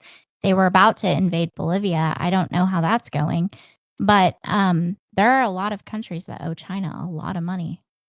Yeah, and that was something that I wasn't even aware of. Like, back in between 2020 and 2023, I did a lot of traveling in South America and Central America. And I was not, like, everywhere I went, Ecuador, went to a lot of different countries down south. And I'll tell you right now, like, I was shocked to see a huge Chinese footprint. And the same thing with Africa. They were all over the place in Africa. Africa is another one that owes them a bunch of money. Yeah. So, this is very strategic in what Trump is doing, and it all ties together. And if people would kind of just open their eyes and see what's going on, the thing is like, the same people that are railing against Israel because it's in vogue right now and it's popular are the same people that are normally, if they're not railing about Israel that causes the world problems, they're the same people that are saying the United States causes all the world problems. And it's all the same sentiments and tropes that push socialism and make socialism attractive to so many people. It is jealousy, resentment, and really greed. And the fact that it's like, hey, you know what? There's that rich person over there. He has so much, you have so little. Never mind that he's worked for that, and never mind the impact, the positive impact this person is pushing out in that through taxes, through providing jobs, through all those things. It's that same resentment that these poor countries can look at the United States like, oh my God, you know, this is the worst.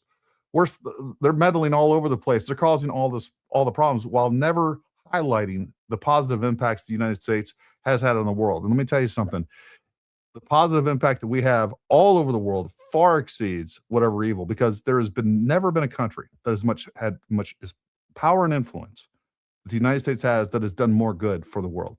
We're not perfect. We get a lot of things wrong. We have bad actors within our own government that do things illegally against our own interests, against interests overseas. Like, there's plenty of criticism to go around.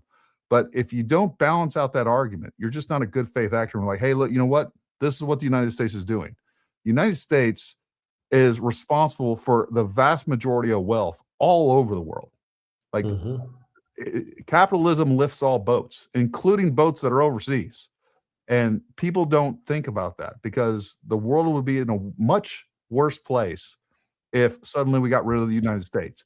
In the same way that places like California are a much worse position and will continue to be in a much worse position as all the millionaires and billionaires continue to escape and leave those states and go to other states. They're going to bring their money, their power, their influence, and the positive impact that they are constantly emitting. They're going to bring it to somebody else. And then you're going to sit there and you're going to have a completely corrupt government that spends more than they take in. And they're just going to be bankrupt, because that's where California and New York are heading right now. And I think that is what Trump is trying to do, and Trump is trying to say and to tell these other countries. I feel like he's saying, look, this isn't just a United States is going to be prosperous thing. This is all of our countries are going to be prosperous thing. We are all going to prosper. We are all going to trade. You know, you just have to play by the rules. You just have to quit trying to blow up your neighbors. Yeah. I mean, there's a novel idea. Like, don't try to blow each other up, and you might actually be able to cooperate and trade and have reasonable neighbors.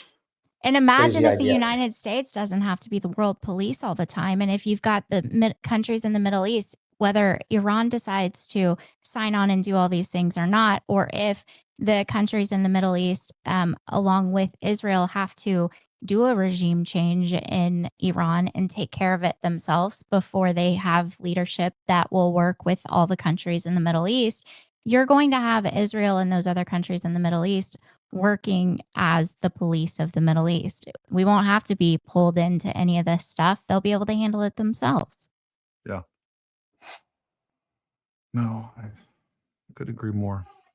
Said a couple other super chats. Gary, you wouldn't sell your soul in scars for subs?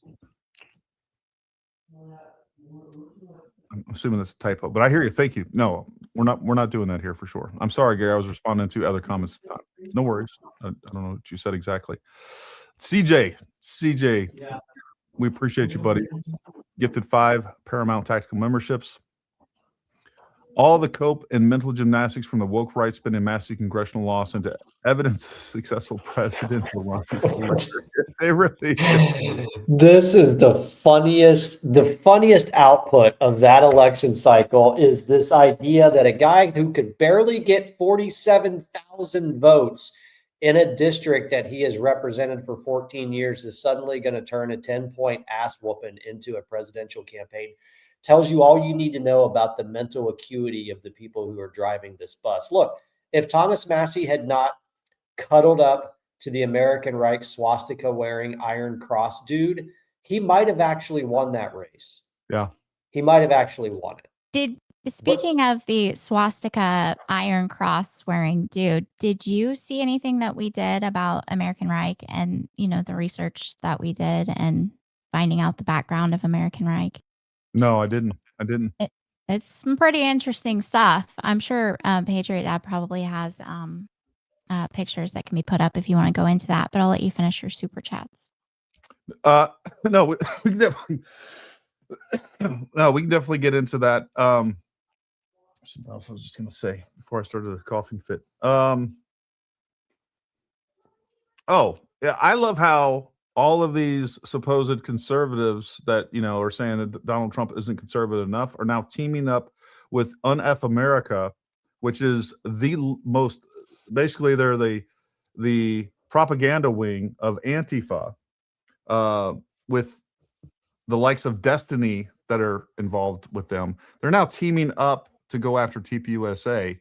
Like, that tells you all you need to know. Like, I don't care if I thought some element that I didn't like was good, right? I don't care. Like, I'm not teaming up with the most far left group possible because an enemy of my enemy is my friend. That doesn't work like that. I just think it's completely ironic that we see not only do we see horseshoe theory, but now the two ends are touching. It's just it's a circle, 100%. But also Jen has made the announcement that the Texas race has been called and Paxton is officially the winner. I don't even think the last poll has closed yet, has it?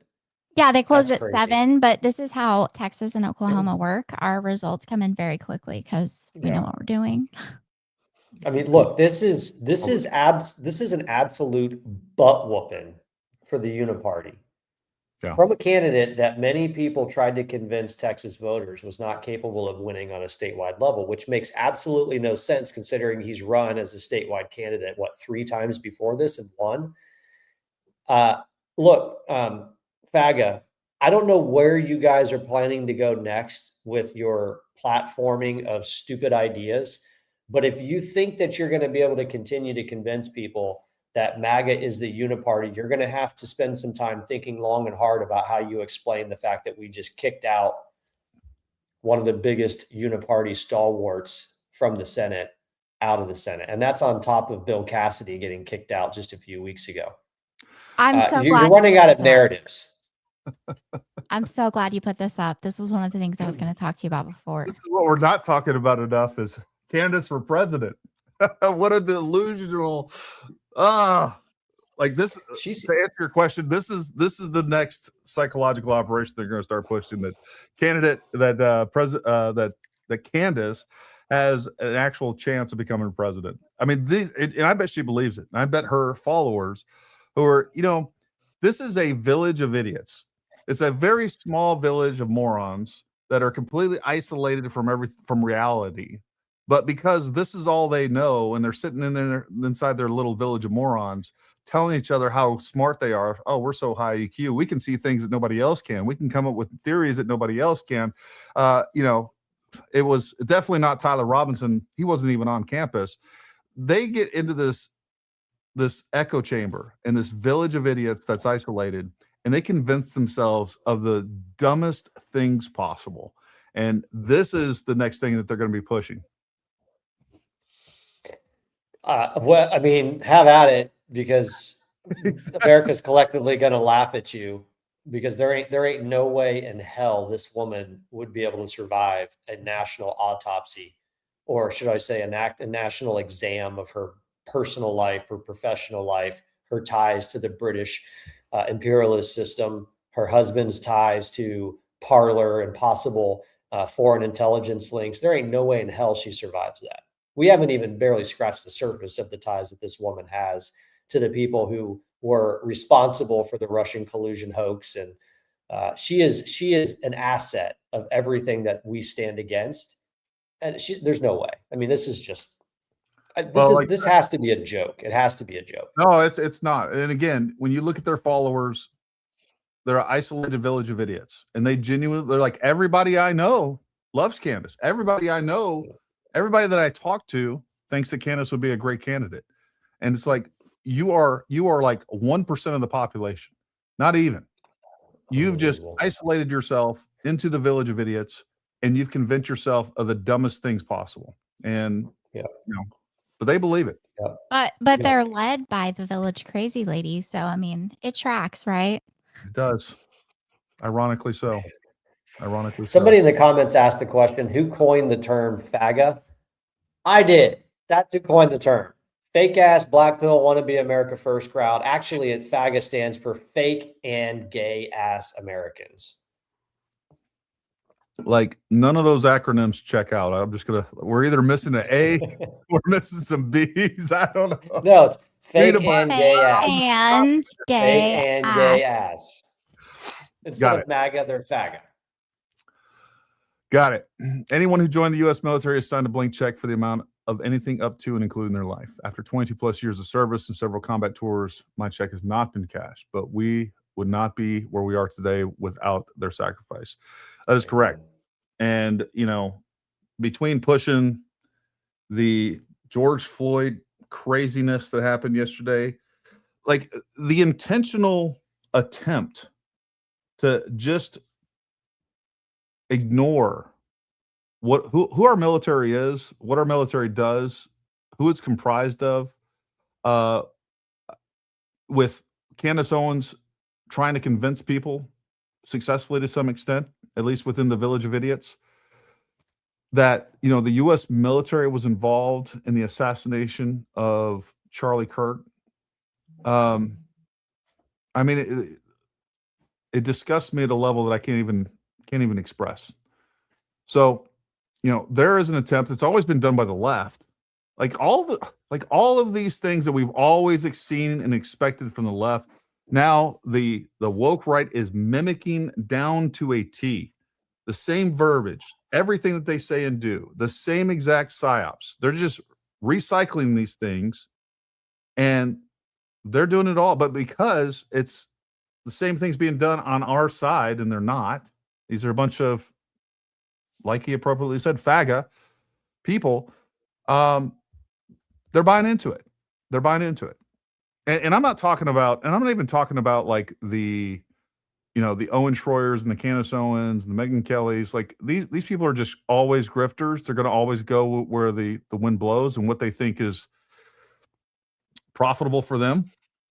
What I'm talking about are, unfortunately, all these Americans that are being tricked by all this. They're being duped by all this. They're gullible because somebody on the outside said, hey, you know what?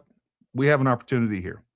Because Biden and his government and his corrupt DOJ, his corrupt IRS, his corrupt FDA, NIH, because they abused Americans, they lied to Americans. Now we have an opportunity here because, especially the right, nobody trusts the government.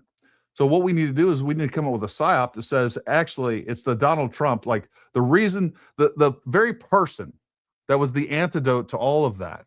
And by the way, the very person that all of that was weaponized against, we're going to convince you that he's the real threat, that these two governments are the same. When I say can't trust government, we're talking about the same thing. No, you can't trust leftists.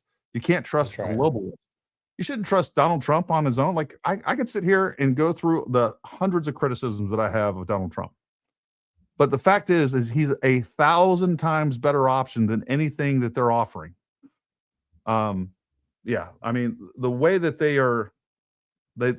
disrespect the military, the left has always done it, and the right's doing it while they're adopting everything else that the left has always done, and you can't tell the difference. There is no way to distinguish the current message of the far right, the woke right, the Nazi right, from the far left, or even the moderate left, or the Democratic Party. I mean, I'm sure the DNC will have Candace become a guest speaker, and she would say the same thing that she says every single day on her podcast, and they would love her. She will be a darling of the left very soon. Did you say right or Reich? I Right. missed that. So I'll interchange them. Everybody go hit the like button. Go hit the thumbs up button. Go subscribe. Do all the things. Share this live. You cannot make this the worst performing podcast, please. Exactly. Make sure you guys like, subscribe, share. That's your job. Look, you don't like, I love all of you that give us, these super chats that are members. The one thing, the call to action here is to share our content. If you share our content, that is the biggest contribution that you can make to this channel and to our message and to this fight against lies and propaganda. And by the way, the other thing I want you to do is make sure you guys go follow both of these. All their links are down in the description below. So make sure you guys go follow SKDoubleDub, which is just so much fun to say, and Patriot Dad and the Patriot Source podcast. Yep. Did you see that Jen said in the comments that Al Green has lost his race? That means Al Green will no longer have his cane and be screaming in Congress, acting like a fool. I'm going to miss Al Green.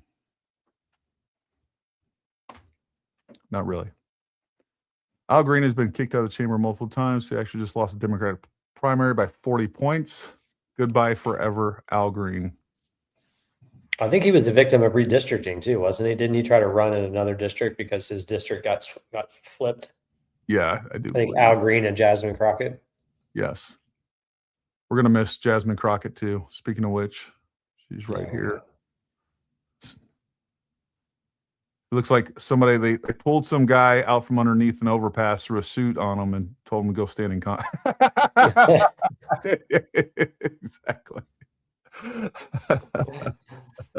Oh man, that's pretty funny.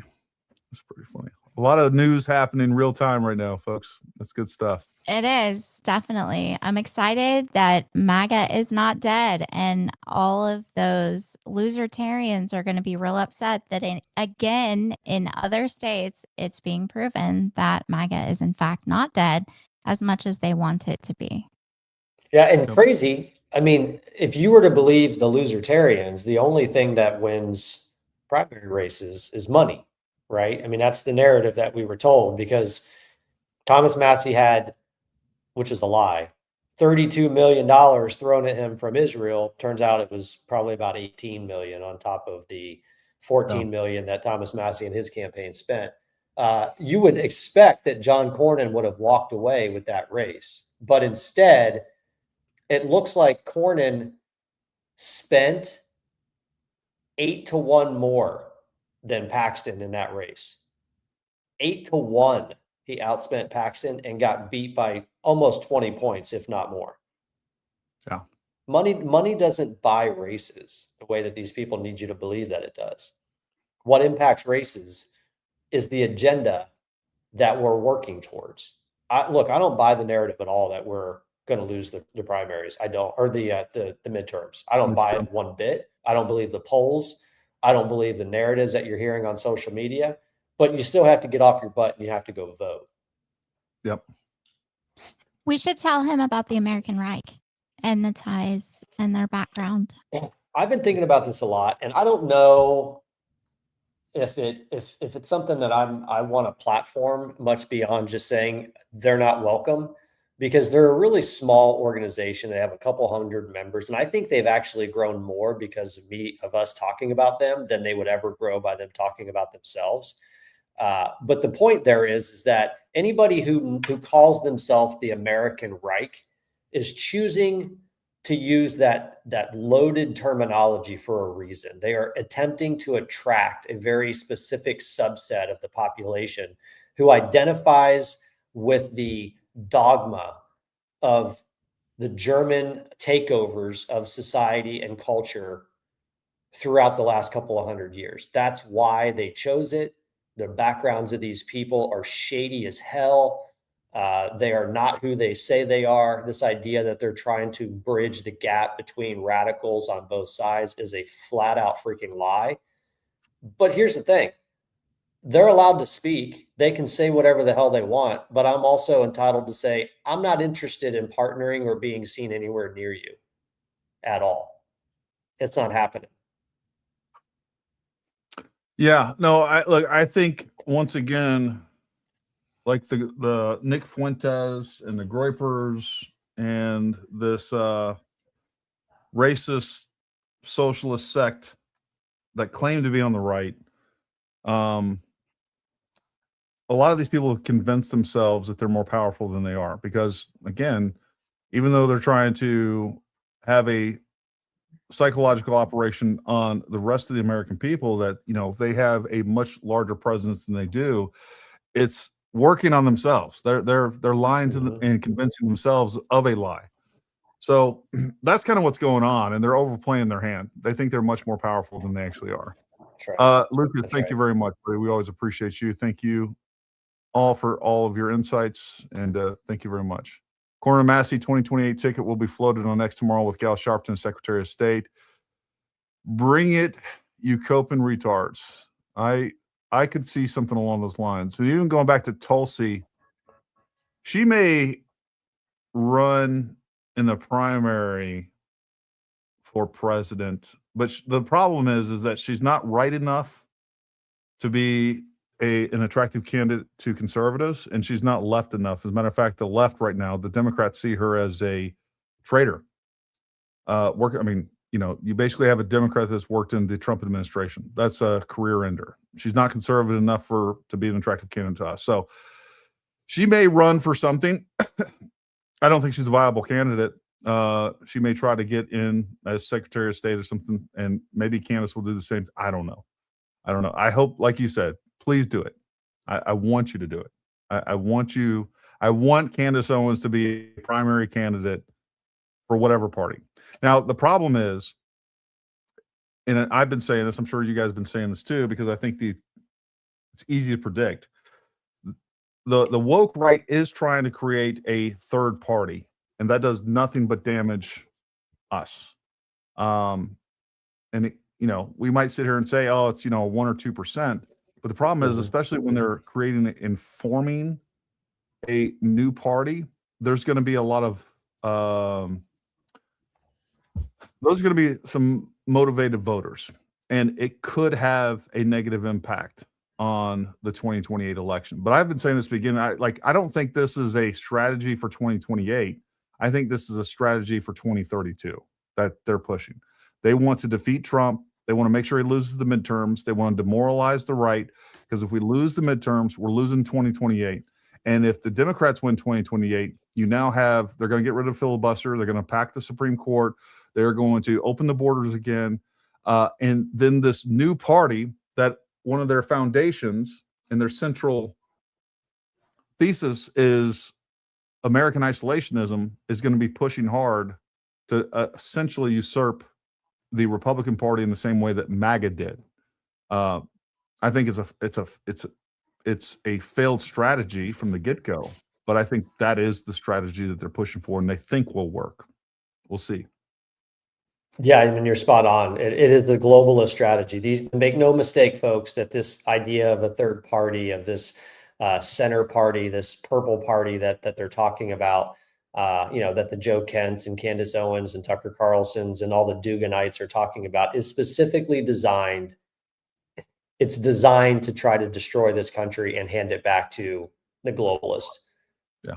That's what it's designed to do. It's designed to stop the momentum of implementing a system where the American people, the American working class, American productivity is protected, and it prospers as a result of our own sovereignty and focusing on our own intentions. It's a globalist plot is what it is. And it's a simple strategy, folks. Like, you know, the CCP and some of these outside influencers, whether we're talking about political entities or foreign adversaries that don't want to see the right succeed and continue to control this country, they can either pump hundreds of millions of dollars into negative ad campaigns toward MAGA, Yep, or supporting the left candidates, which they've done in the past. George Soros, we know what he's doing, and so many other organizations and these leftist billionaires. Or they can take a really small amount of money, and they already have these people that have built-in popularity, like Tucker Carlson. I mean, you give him $10 million to run a campaign. You continue to throw a couple $1 million at somebody like Nick Fuentes. It's easier to fracture our party and defeat us that way than it is to fight us directly. That's what they're trying to do. And it's economically smarter. You think Dugan really thinks that he wants, do you think Dugan really wants like Tucker Carlson or some of these other people to become like the point is to defeat the right. And these are unwitting and stupid people that are being used. They're useful idiots. And right. they know what's happening. They know Dugan and some of these other people and some of these foreign adversaries, they're playing these people like a fiddle. And ultimately they're playing a lot of the right Americans and voters like a fiddle. And they're just too ignorant and too short-sighted to see what's actually taking place. Yeah, I think Dugan I think Tucker Carlson is actually a Dugan acolyte. I think he actually believes in Alexander Dugan's ideology. I think that he believes that the United States has been so totally corrupted by Western decadence that the only possible solution is to strip us of our sole superpower status into this concept of multipolarity. But I think all the rest of them are just a bunch of rubes who are going along because they're getting the clicks and then the engagement bucks that they hope to get out of it. Yeah, no, I agree. And by the way, that's just like a slightly different flavor of socialism or communism, right? I mean, it's straight up Bolshevikism. I mean, it's straight up radical communism, Bolshevism. It's part of Ameris. If you've never heard of that, you should look it up. They've had like newsletters and things going out since the 80s. It is the distinction between American process rights, such as freedom of speech, assembly, and worship, and Soviet substance rights, such as the right to education, medical care, and housing. They have like a thing called Our Enemies Ourselves. This is a whole, they even talk about how America and Russia are wed. It's pretty crazy. But also, I told Jen she should have Lisa Logan on. She can talk about that along with a lot of other things.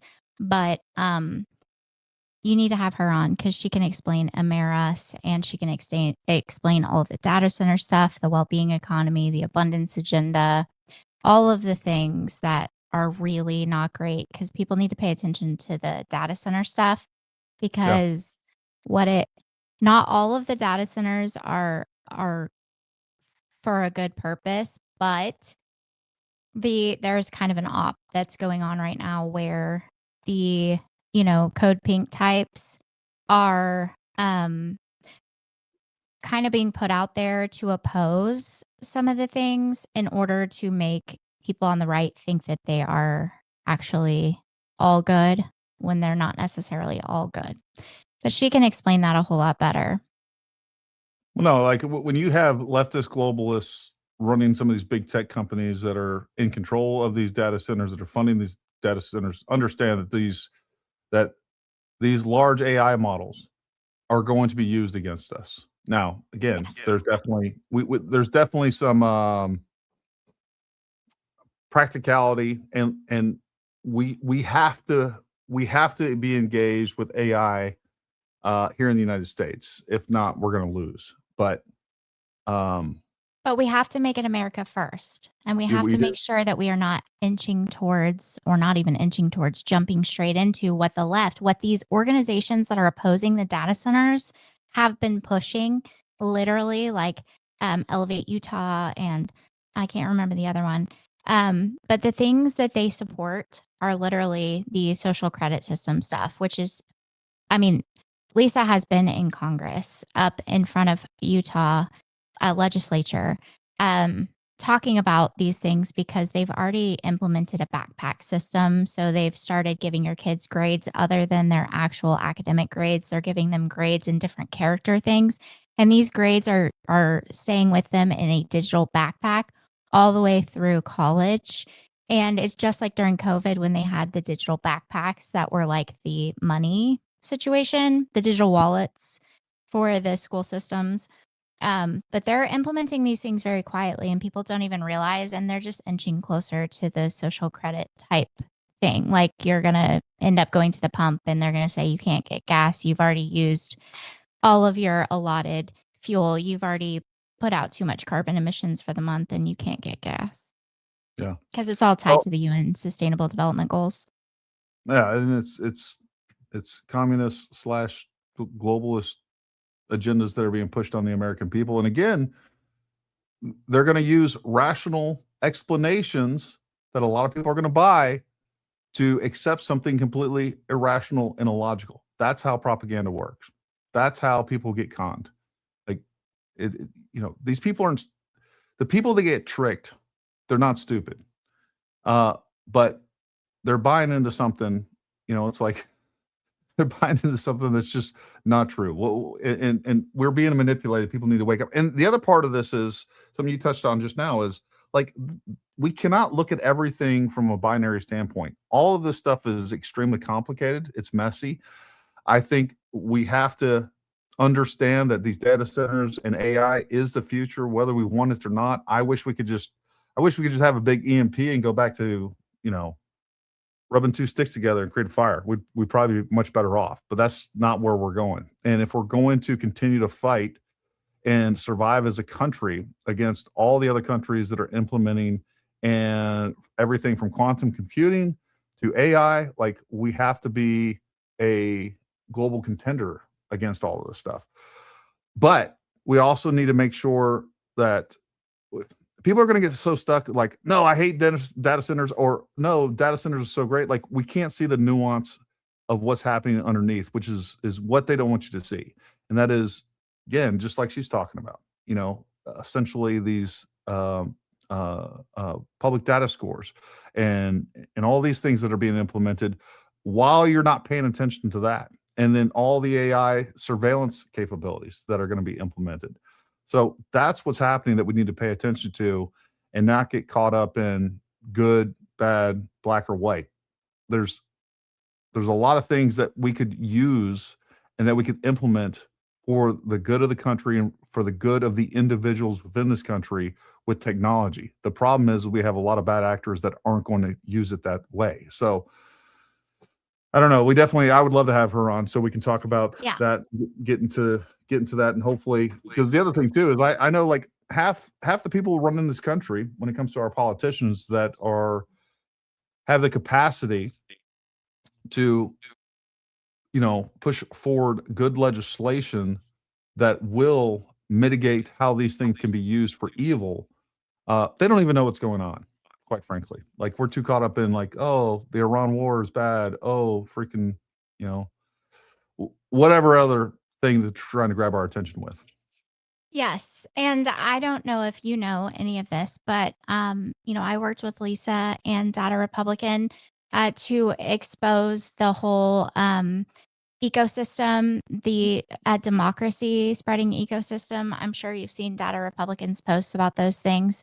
You were talking about the faith. Everything that you've brought up in this podcast, I can point you directly to this huge ecosystem that is funding and driving all the way from the local level all the way up to the federal level, driving this democracy. This is the peace builders, and the democracy building.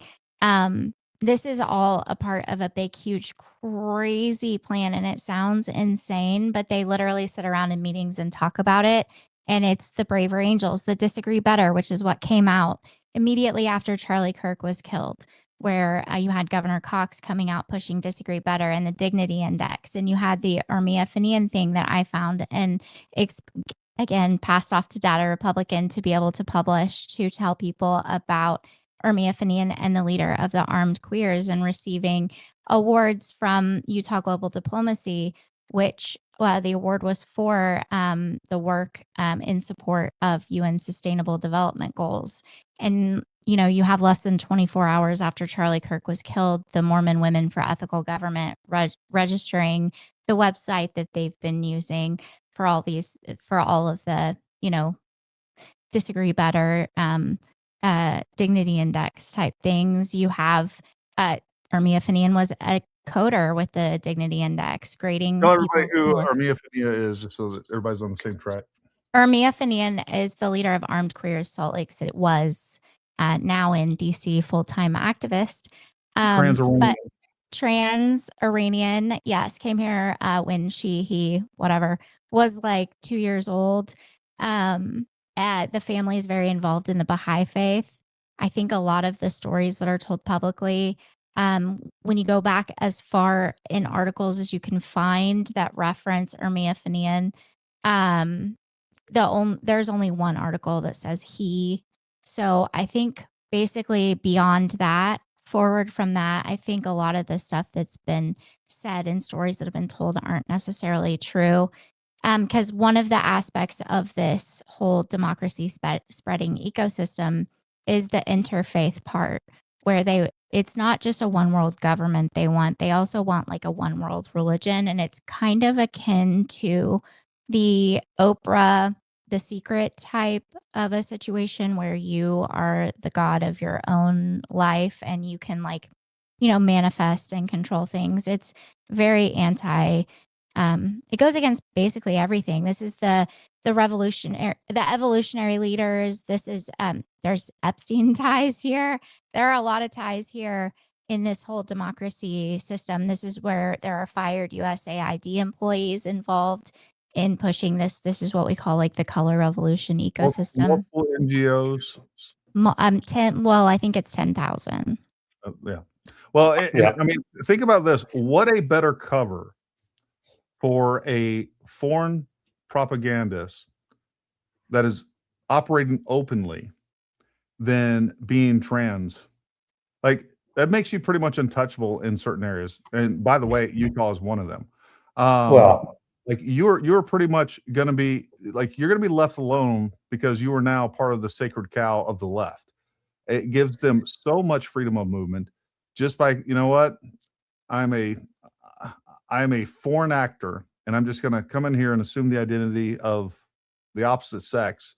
And now I'm pretty much untouchable, and I can just say and do whatever I pretty much want, openly go against this country, and nobody's going to do anything. It's insanity to me. Well, didn't she also take some of those trips down to Mexico as well?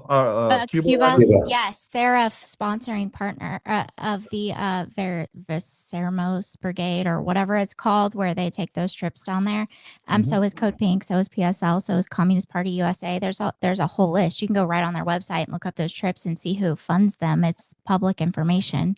But just so you're aware, the federal employees that have been fired and laid off from the federal government since Trump's been in office, a lot of them are a part of this ecosystem. That's where the Maria Stephans, the Danielle Reefs, the Catherine Kleinfeld, who works for the Carnegie Endowment, the entire plan for this entire democracy ecosystem is based off of Catherine Kleinfeld's strategy.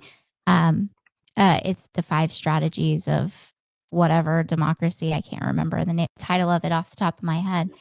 But it is very frightening, and it's a huge network. And I mean, they openly discussed taking all of their communications off of federal email and things like that and taking them to encrypted chat in order to fly under the Trump administration radar in order to be able to further these things. They sit around in meetings with the leader of Braver Angels and, the Dignity Index people, the Mormon Women for Ethical Government. I mean, I could list tons and tons and tons and tons. And this is all, again, tied to the UN. It's tied to the Sustainable Development Goals, which Obama, Biden, Samantha Power, Susan Rice, all of those people were involved in the founding and setting up of the UN Sustainable Development Goals, which is also where you get the ESGs and all of those things. It's a very complicated network. And all of this information was given to Candace Owens in the very beginning when Charlie Kirk was killed, and she completely ignored all of it. Well, let's not forget the reason why Ermia Fenian's name showed up in the public at all was because, if you guys recall, right after the Charlie Kirk assassination, there was this revelation that anywhere from 4, 6, 7, 8 accounts seemed to have had foreknowledge of the event. You saw people posting in the week or 2 weeks in advance of his assassination, almost as though they had some type of information about it. And the way that Ermia Fenian's name showed up in the public was that one of those accounts, when presented in social media with a photograph of Ermia Fenian, one of those accounts that seemed to have foreknowledge made a statement, something to the effect of, and I don't have it in front of me, so don't quote me on this, something to the effect of, that's not me, but I know who that person is. Almost as like the people that have had foreknowledge of this event were somehow connected to that environment of Armed Queers SLC or Mia Finian, which, by the way, is connected to the John Brown Gun Club, which is the radical Antifa gun club down in Texas, that had members of their association were the ones who were assaulting the ICE facility. And I think it was El Paso or somewhere in Texas. So that's how Mia Finian's name popped up in the culture, was because one of the accounts that seemed to have had foreknowledge fingered Mia Finian and saying, I know that person. Like, almost like, yeah, I know that person. Like they were part of that lexicon of radical Antifa, trans Tifa activists that seemed to have known what was going on with Charlie Kirk's assassination. And the point that SK makes, which is so critically important, is that Candace Owens was handed this information very early on in her investigation and buried it. Yep. The question that we should be asking is why? Why did she bury it? That's right. Yeah. Distracted away from it is the right way to describe it. It's almost like, here's what we should be looking at. Let's create a psychological operation to take you in an entirely different direction so you don't focus on the nexus of people who may have been responsible for this. Going as far as saying that Tyler Robinson never stepped foot on a campus. That's what's crazy about that. And again, for people that don't know, the queer SLC groups and the John Browns, I mean, these are hardcore communist radical revolutionaries under the guise of like a trans gun group. That's like all they're doing is using a disguise. And just like I said earlier, like all you got to do, if you want to make it to where no one's going to touch you, you can be pretty much a terrorist group. All you got to do is say, we're trans, we're LGBTQA. And not only are you going to be untouchable, or at least much less likely to be investigated or anything else, you're going to have an entire left that doesn't even care what you believe in just because you have that banner above you. They're going to protect you. They're going to fund you. Like it's another con, but it's an effective one because people are dumb.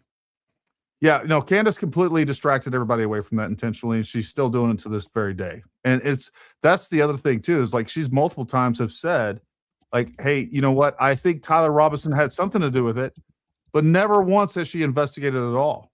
Never once has she clarified, like, how was he involved? How was he involved? If you think that TPUSA or the French or Israel, like, what's the connection there? What's that nexus of why he agreed to become the patsy?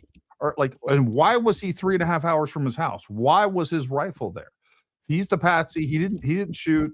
And he wasn't on campus, which, by the way, she's going to look so stupid, folks, when we see all the footage that comes out that shows Tyler Robinson clear as day on campus, that shows him, number one, doing pre-attack surveillance in the morning, all the way out into the courtyard, going back. Like the timeline is crystal clear, folks. If you haven't, I saw him in the chat earlier. Go watch Gray Hughes. He has completely mapped this out. He's used the court documents, the search warrants that are still coming out that are making it crystal clear. Like there is no room for anything else. You can add somebody on to Tyler Robinson. You can say, hey, other people had information. Other people knew this was going to take place. Maybe somebody radicalized him. But like the timeline has no gaps at this point. There really isn't. And make sure you guys go watch Gray Hughes Investigates. He did a great job. He added animation to the timeline by the second, by the minute, showing exactly everywhere that Tyler Robinson went based on the information that we have from court documents and the different search warrants that have come out that lay out exactly what he was doing and how he was doing it. Yeah, and this information wasn't sent to her in her tip box. This information was personally handed to her by people directly into her hand. She's completely ignored it. And for the record, I am not in any way saying that Tyler Robinson wasn't responsible for killing Charlie Kirk. Not in any way. The only question I've been asking is what was the motivation? What could have caused a seemingly good kid from a good family to do something so radical and so crazy? And what I found in looking for that, along with Lisa and Data Republican, is the radicalization pipeline, which opened up even more. But the fact that our State Department was directly involved with funding organizations that were giving awards to people like Ermia Finian is insane. The fact that Timothy Shriver, who's responsible for social emotional learning, his dad is Sergeant Shriver. His mom started the Special Olympics, and now he has the Dignity Index, which again, Ermia Finian was a Dignity Index coder. So the people that are grading the political speech, this is what they want as far as that social credit score goes. They want the political speech of political candidates to be graded. And the way that they are doing so is they had, I think, 20 some odd college students that were chosen to be Dignity Index coders, and then they were to grade their political speech. So you have people that are so radical as Ermia Finian, who's the leader of Armed Queers, Salt Lake City, who's going to Cuba, who thinks Fidel Castro was some amazing leader, upholds communism, has the most radical leftist views you could imagine, grading political candidates' speech. And it just all ties together. The fact that Governor Cox had the disagree better, the fact that Charlie Kirk had been pretty outspoken about the UN and what was going on with the UN and how we needed to leave. And he was being outspoken about the land and the water and the UN Sustainable Development Goals. Just like Lisa, when she comes on here, she'll be able to tie in for you the well-being economy and the abundance agenda, and how, if you pay attention, you'll hear these people talk about resources and natural resources. And when they're talking about big corporations, which again, they're supposed to be against big corporations, but when they're talking about the big corporations, all of these resources are abundant. But then when they're talking about the people, you have to put a smart meter on your house. You can only use so much water. You have to put a smart meter on your electric, and you can, have to turn your AC down to a certain temperature during certain times of the day. You can't use over a certain amount of electricity. That's the kind of things that are being pushed. Yeah, that's right. That's right. Hey, Gary, I'm going to have a hard out here in about 7 minutes. So just a heads up, I'm going to drop it. No worries. I'm gonna jump through some of these super chats, and then we'll we've covered a lot, but barely scratched the surface. Gary Shaver, my wife came in to check on me. She put the super chat up, and she said, "How much did you spend for that?" And I told her to read it, and I got off free. Well, tell your wife we appreciate you guys' support, and appreciate her letting you off. Love you, kids. Gary, did you already say that Candy Pick you just put up was a paid piece? She got called out for it today. Sorry if you did. I missed it. And go Detroit Tigers. Also, you could have left that last part out there, Lynn. No, I didn't see that she got called out for it being a paid piece. I don't. When I was searching for that, apparently there's already an X profile that's Candace for president. I think she does have political aspirations. I don't think they're going to be successful, and I'm sure there will be people. Look, there are, again, these entities that will dump $50 million, $100 million into Candace, not because they think that she'll be successful, but because she'll take away a couple million votes from Donald Trump.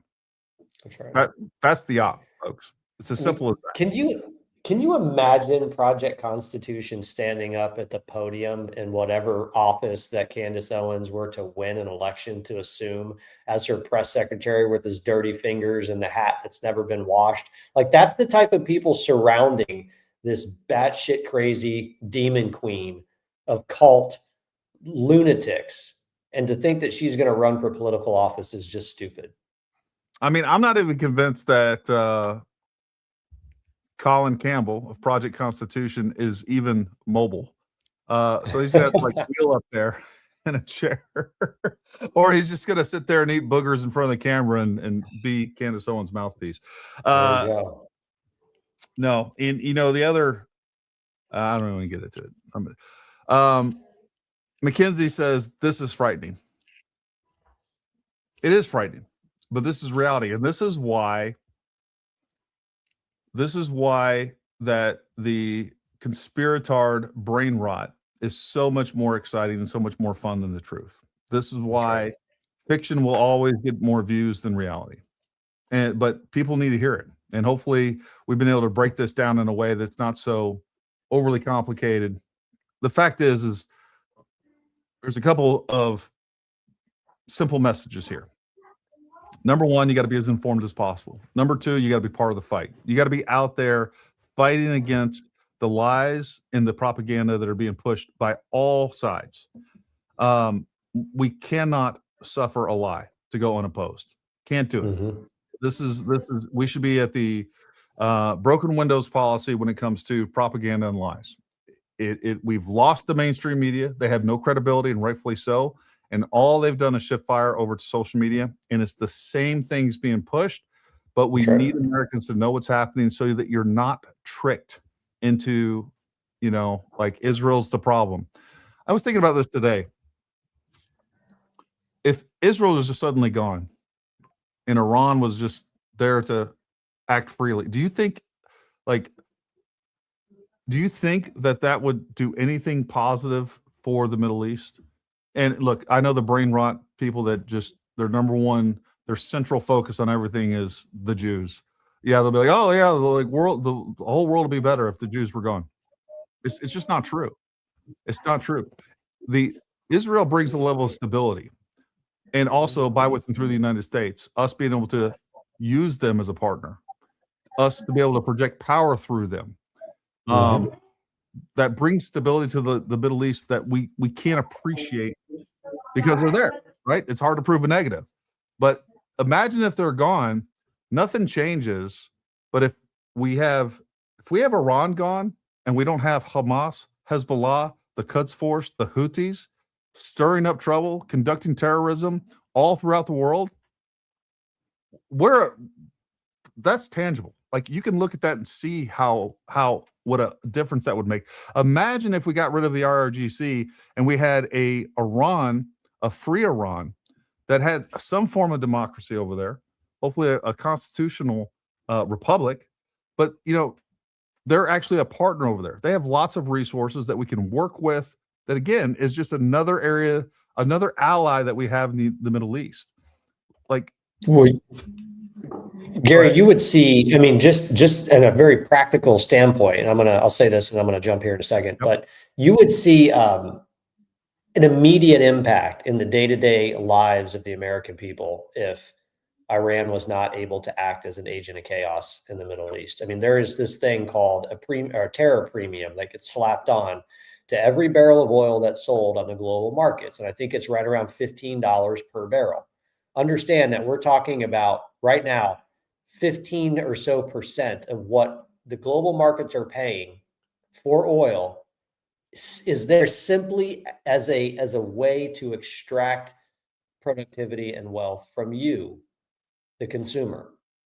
That's the only reason why it's there. $15. We'd be sitting at basic equilibrium to what it would take for oil producers and retail providers of gasoline to make a profit that they need in order to be able to return that investment back to their shareholders and be able to generate economic activity around the world in ways that could start lifting some of these countries out of poverty. That entire premium exists solely to suppress economic activity and take productivity away from you, the American people. That would disappear tomorrow if the Iranian radical regime was not allowed to be the agent of chaos that they are. Yeah, look, and just looking at the relationship between the Palestinians and Israel, right? Imagine if we went back 10, 15 years, and for the last 10, 15 years, Israel didn't constantly have bombs being thrown at them from Palestine that were provided by Iran. Imagine how much hate, animosity that Iran has created by funding terrorism at a level that we can't even comprehend in the Middle East towards Israel. Like there's so much that the amount of damage to peace in the Middle East that Iran has done, like we can't even fathom it. We would not have had an October 7th were it not for Iran. I mean, No. the reason why October 7th happened is because Israel and Saudi Arabia were this close to finalizing Saudi Arabia's entry into the Abraham Accords. And the globalist and the radical regime in Iran understood what that would mean to their ability to project chaos in the region. And that is the reason why October 7th happened at all. It wouldn't have happened, and then you wouldn't have seen Gaza being leveled as a result of October 7th. So make no mistake, everything that you're seeing from the pro-Palestinian advocates and the activists out there, and they exist solely because Iran prompted October 7th in order to stop somewhat of a stable Middle East through the Abraham Accords that Saudi Arabia was getting ready to sign on to. If all the weapons and funding weren't available, I do think for sure that we would have peace between Palestine and Israel. Like they would have worked that out a long time ago. That's right. Hamas and Hezbollah, they wouldn't have had the capabilities of constantly launching attacks on Israel. And so they would have had to work it out. Like there would be no other option.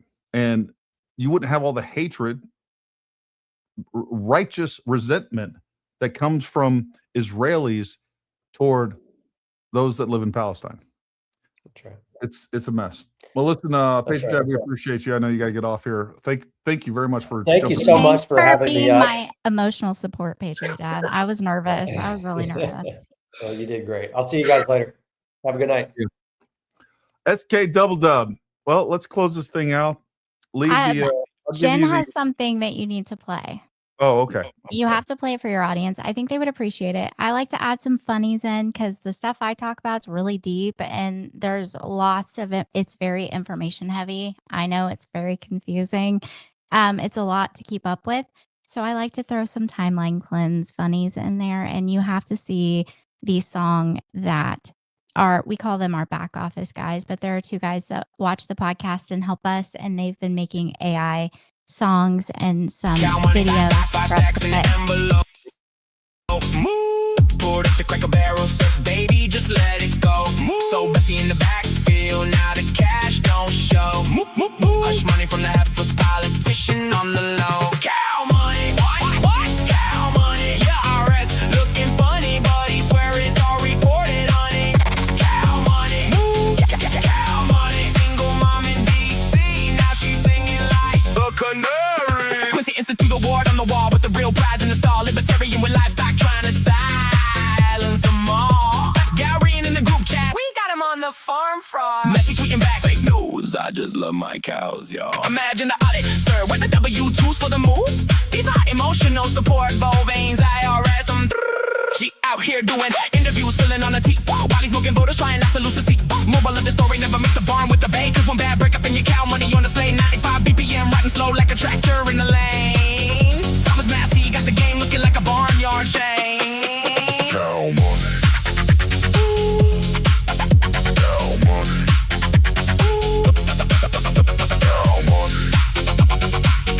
Cow money. Send help. Yeah, Kay Pasto is responsible for that. You have people in your comments. Kay Pasto is responsible. We steal her sometimes. We love her. And she was encouraging us to send it to you so you could play it. Awesome. No, I appreciate that. That was a great mental cleanse. Speaking of which, what's your final words for the audience? What do they need to know? Just pay attention at your local and state level to the different programs that are being implemented specifically at your schools, but also in your government. Pay attention to who's involved because this democracy, it's not democracy like you think democracy. It is infiltrating everywhere. The Buddies International program, that's Tim Shriver's brother. It's being put into public schools across the country. At the America 250 celebration, remember that legislation was passed under Obama. There's been a lot of years for a lot of different organizations to get involved. One of the arms of this democracy ecosystem is literally wanting to change the structure of our political system and our government completely. They want to implement a new constitution called the Declaration of Interdependence. And there are lots of plans coming up for America 250 that are not good. And everyone needs to pay attention. Follow Data Republican if you don't. Follow I Am Lisa Logan on X, but also go to her Substack. Put in Lisa Logan. It'll come up. Make sure you go to her YouTube as well. She's been following the federal plan all the way through Agenda 21, all the way through Agenda 2030. And this is all part of all of that. They've just created this big, very well-financed ecosystem that's very well organized, and it's starting at your local level. They call it the civic muscle. They call it the civic hubs. It's starting at your local level, and then they're just working up. It's very important. Yes. And speaking of which, we definitely have Data Republican coming on soon. I will definitely get Lisa on as well. Can't wait to talk to both of them. Folks, listen, we appreciate you tuning in tonight. Make sure that you like, subscribe. Make sure you share this content. If you'd like to support our channel, again, there's memberships there. We also offer subscriptions on X. Make sure you go follow us there. And then go down in the description below. Make sure you follow SKDoubleDub and Patriot Dad. Check out their Patriot Source podcast. We appreciate you. We will be back on tomorrow evening. I have a interview with Tinashe in the morning. I still don't know if we figured out if we're going to air that or not, but we'll let you know one way or the other. Either way, you'll see it soon. But thank you guys for everything that you do. Thank you for being great Americans. And until next time, stay armed, stay ready. We'll talk to you soon.